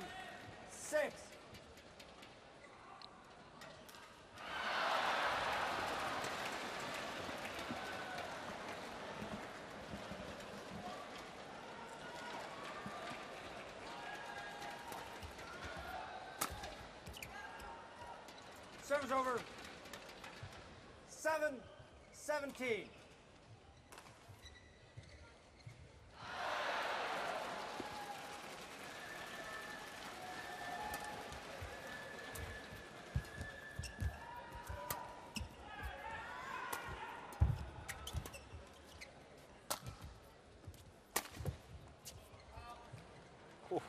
Again. Service over. I Pretty disagree close. again. 18. Well, let's see if you're right this time.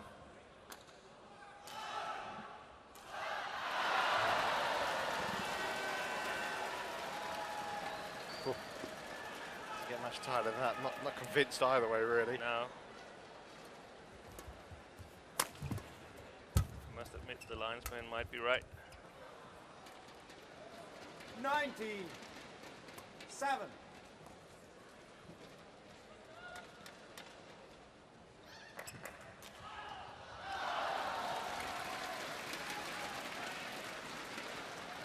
No doubt on that one. Comfortably in from Du.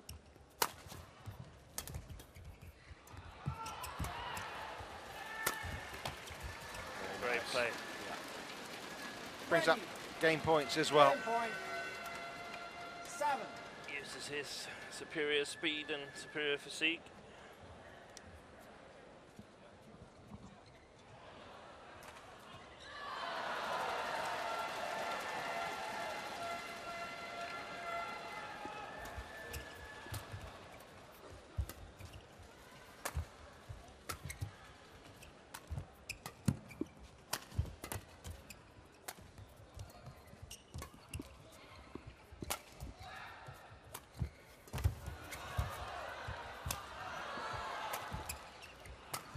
Great athleticism from Du.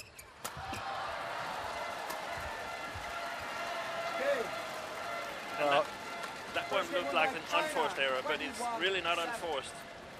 It's Du who is forcing it by playing with Toby Penty's mind.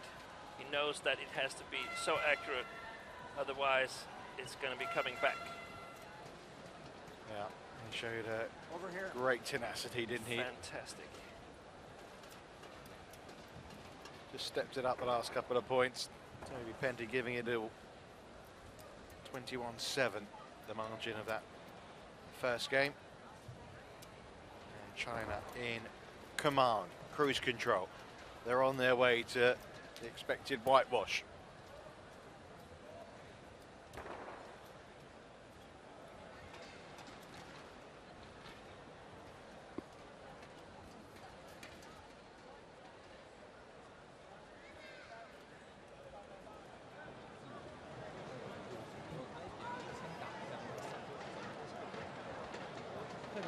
特别口眼这个低下来多，正手这边还有个停顿打野高，其他都正手。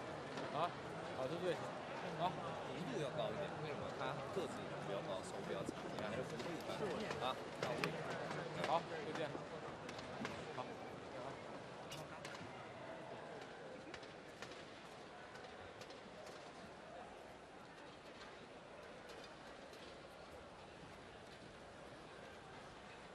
Well, a bit of a chastening experience for Toby Penty. Some points there that I'm sure he'll think of. 1, 20 seconds. Court He has played 1, some 20 nice shots. seconds.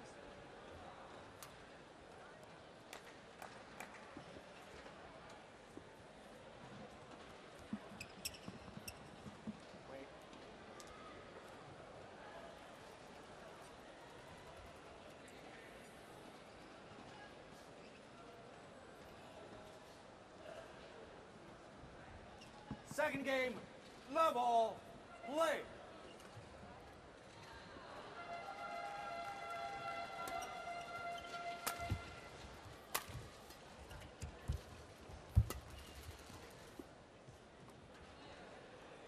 One. That was in. Love. With a misjudgment from Toby Penty there.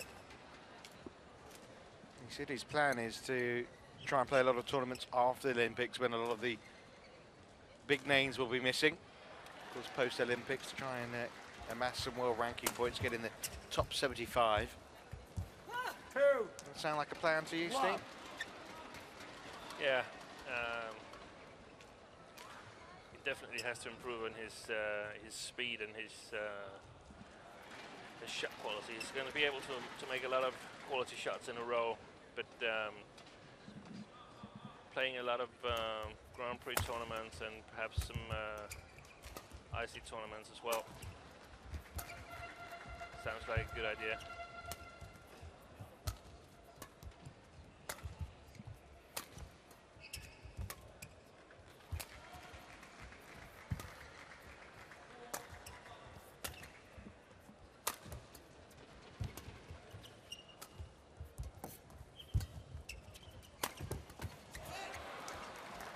Seven's over. 1, 2.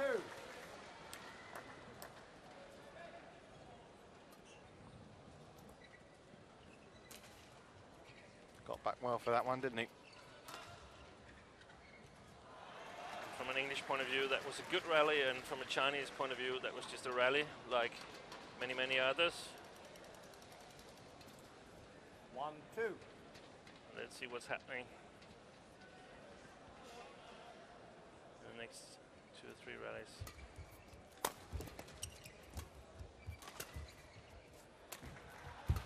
Trying to be positive though, isn't he, Toby?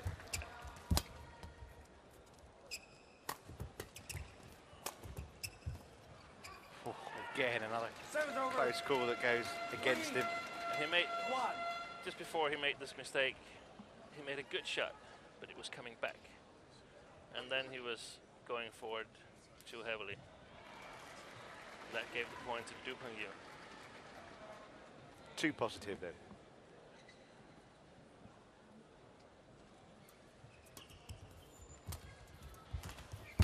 Great play. 7's over. 2, 3.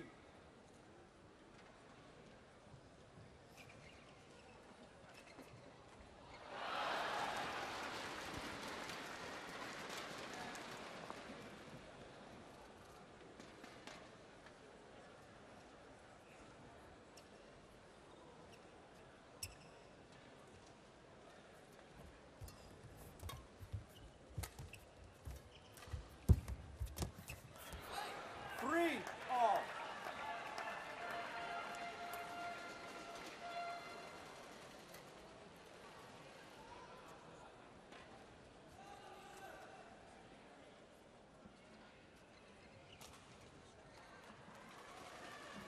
Good period here for the English player.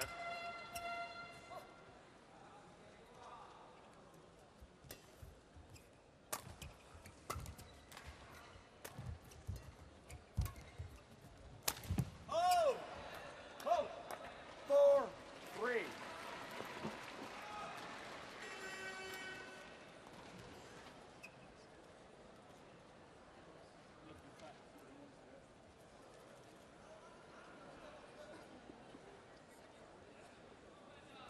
Well, encouraging start for Penty at the start of this second game.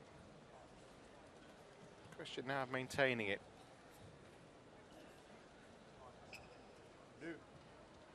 Just wonder whether Du will just step it up a little now.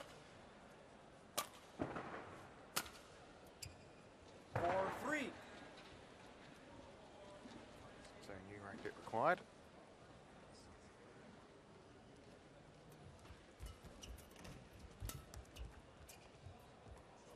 Out. 5, 3.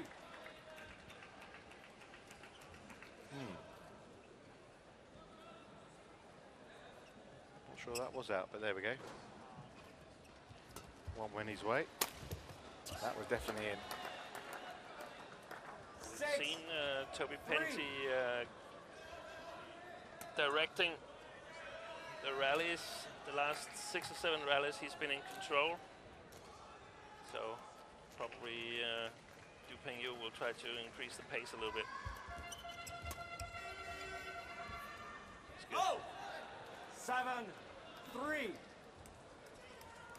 Finding the corners as well.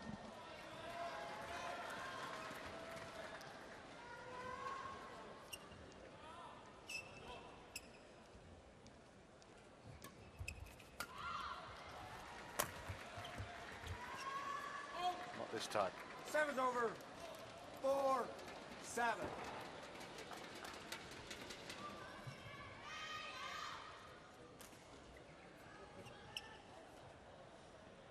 a nice little run of 6 points in a row there for Penty.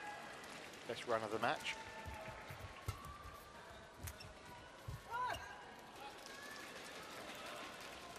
Five, 7.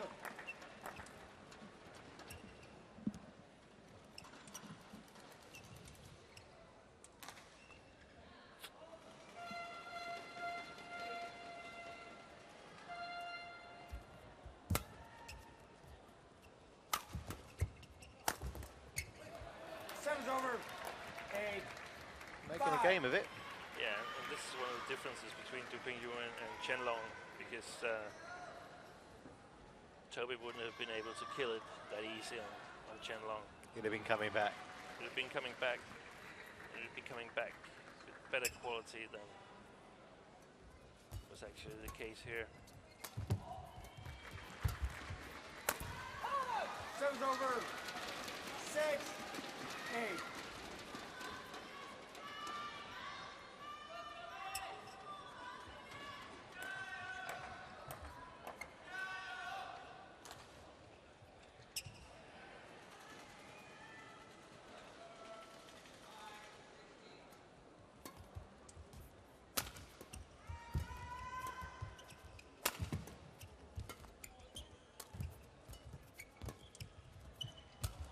See that Du Pengyu has some difficulties scoring when Toby Penty's got the right height and the right length on his lifts.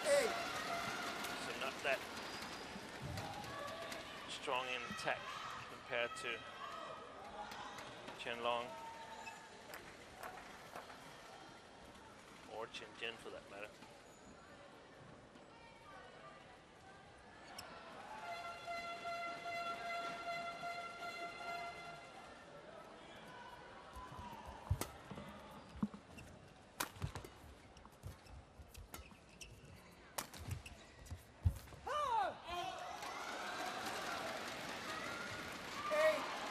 Just lost the range suddenly, Penty. Yeah, I'd really like to see that in slow, because I think he was quite a bit into his own court. I don't think Du Pengyu had the right length on his shot.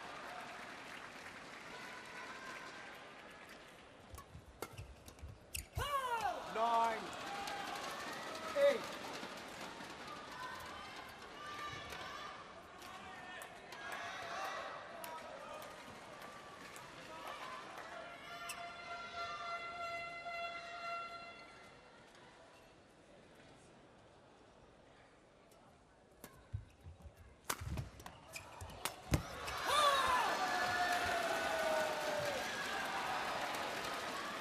Toby Penty should primarily use short service returns, because they are of much better quality compared to his long service returns that has immediately created some possibilities for Du Pengyu.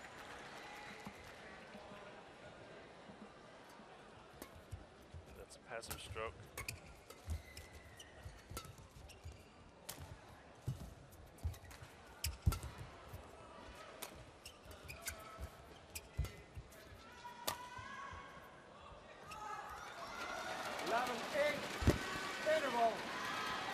Well, that little run from Toby Penty stung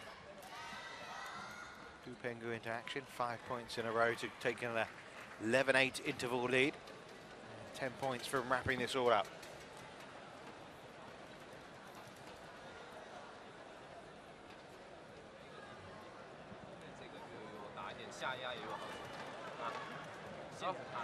向下打，然后再找派。呀，半截发给你，这些感觉挺好。好，速度。 Court 1, 20 seconds. Court 1, 20 seconds.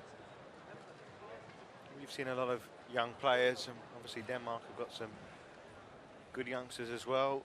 Toby Penty got the game, you think, to get himself into that top 20 of the world? Oh, it's very difficult to predict. He's got some parts of it, but yeah, I actually think that he could make top 20. He's got nice technique, good movements, good stature, so speed and experience, lots of practice, lots of good practice.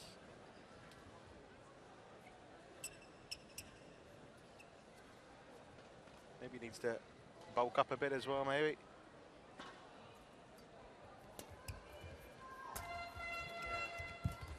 Or does that curtail the speed that you're looking for?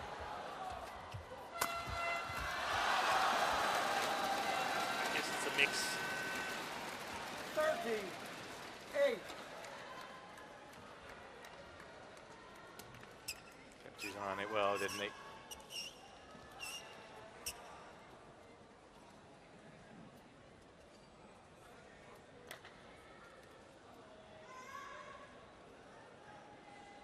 Wait, please.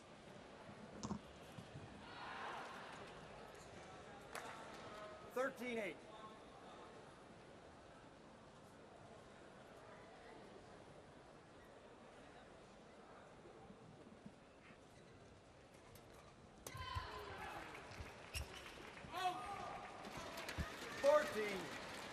I think he's lost 10 of the last 11 points. You're correct.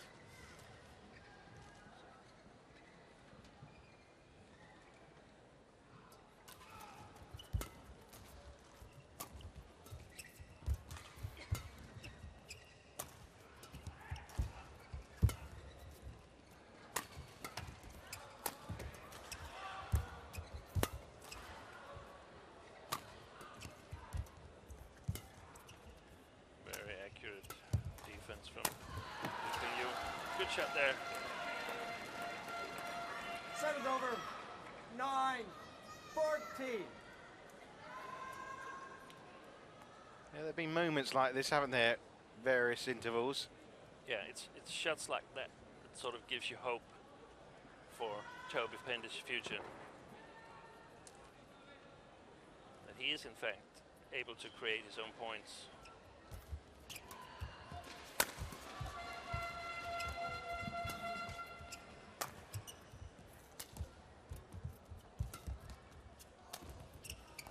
Seven's over. 15-9. Well, we had a big crowd in here earlier this evening. Slowly, more and more empty seats. Hard and few sticking around.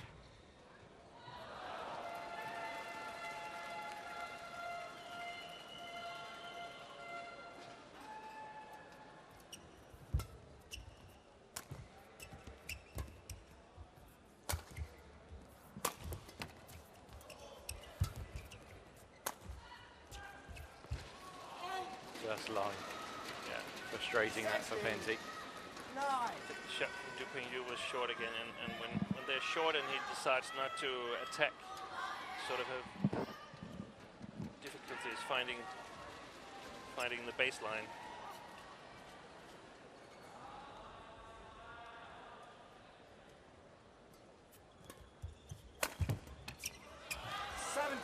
Terrible service return. 9.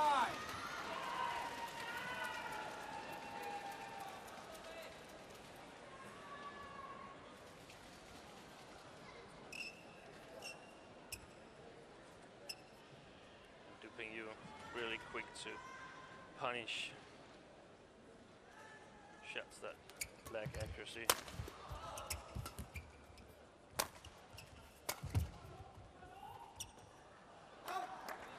Seven's over. 17.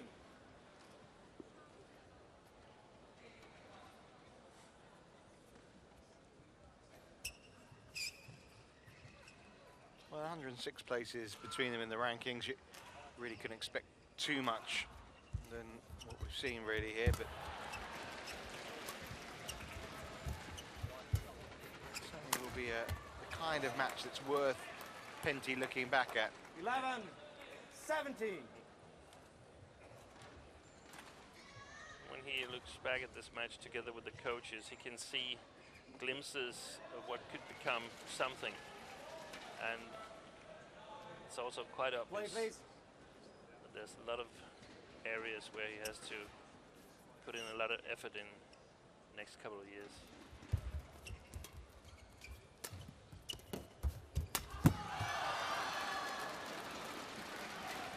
So fast. Serves over. Dongfeng Yu. 18, 11.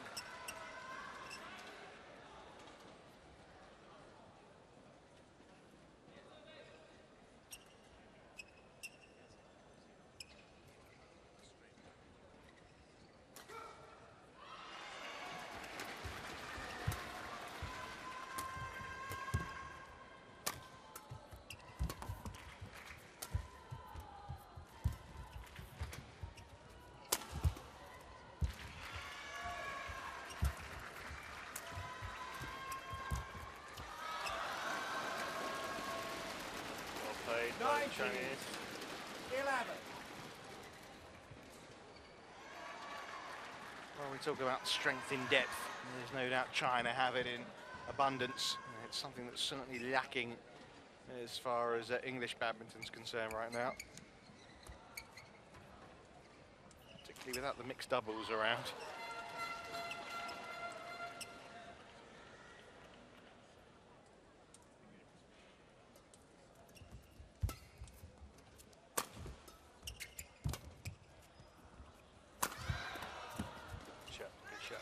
Match points arriving, and the Chinese men look as if they're going to be following in the footsteps of their ladies' counterparts in winning 5-love in their opening matches in their respective cups here. The women in the Hubei Cup and, of course, the men here in the Thomas Cup.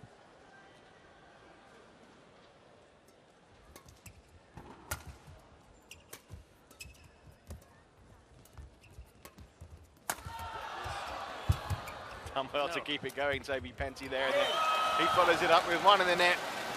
And it's been a pretty comfortable night on day one of this BWF Thomas Cup for China. 5-0, they have beaten England. 21-7, 21-11. The winning scoreline for Du Pengwu in his match here against Toby Penty.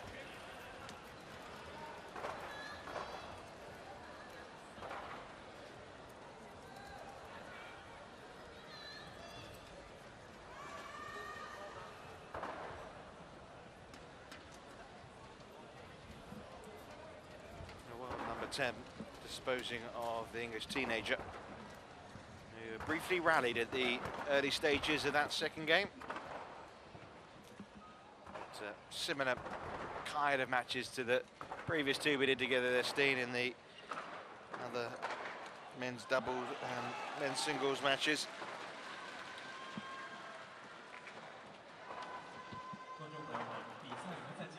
So there'll be bigger tests ahead, that's for sure, for China. Looking at the stats there, see a lot of winners from the net from Du. Well, Toby Penty actually had more overhead winners. Yeah, and he's got some nice strokes.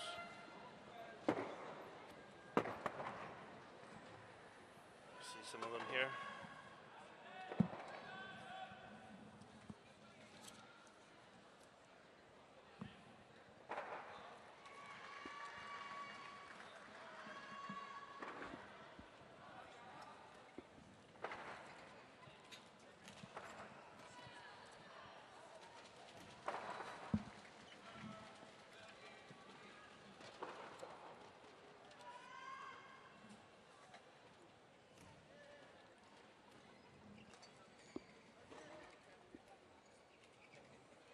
Well, no doubt a learning experience for Toby Penty.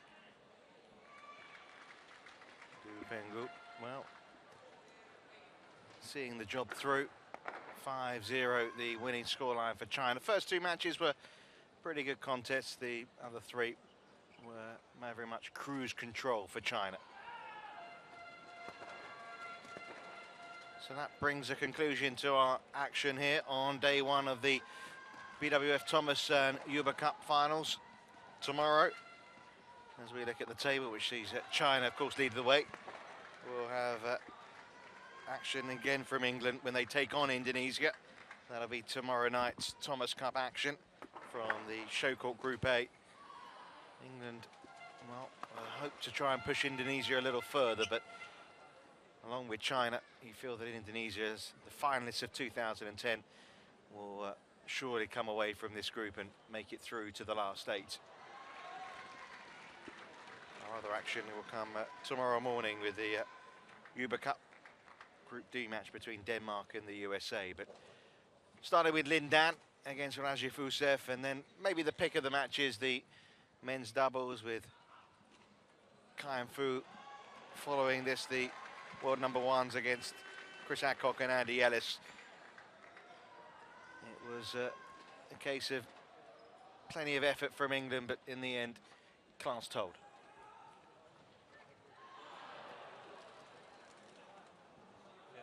Ben Beckman there. Easy wins for China. And yeah. Chen Long easily coming through in the same for Guo and Chai in their men's doubles match against Langridge and Ellis. Well, that was pretty spectacular from Andy Ellis.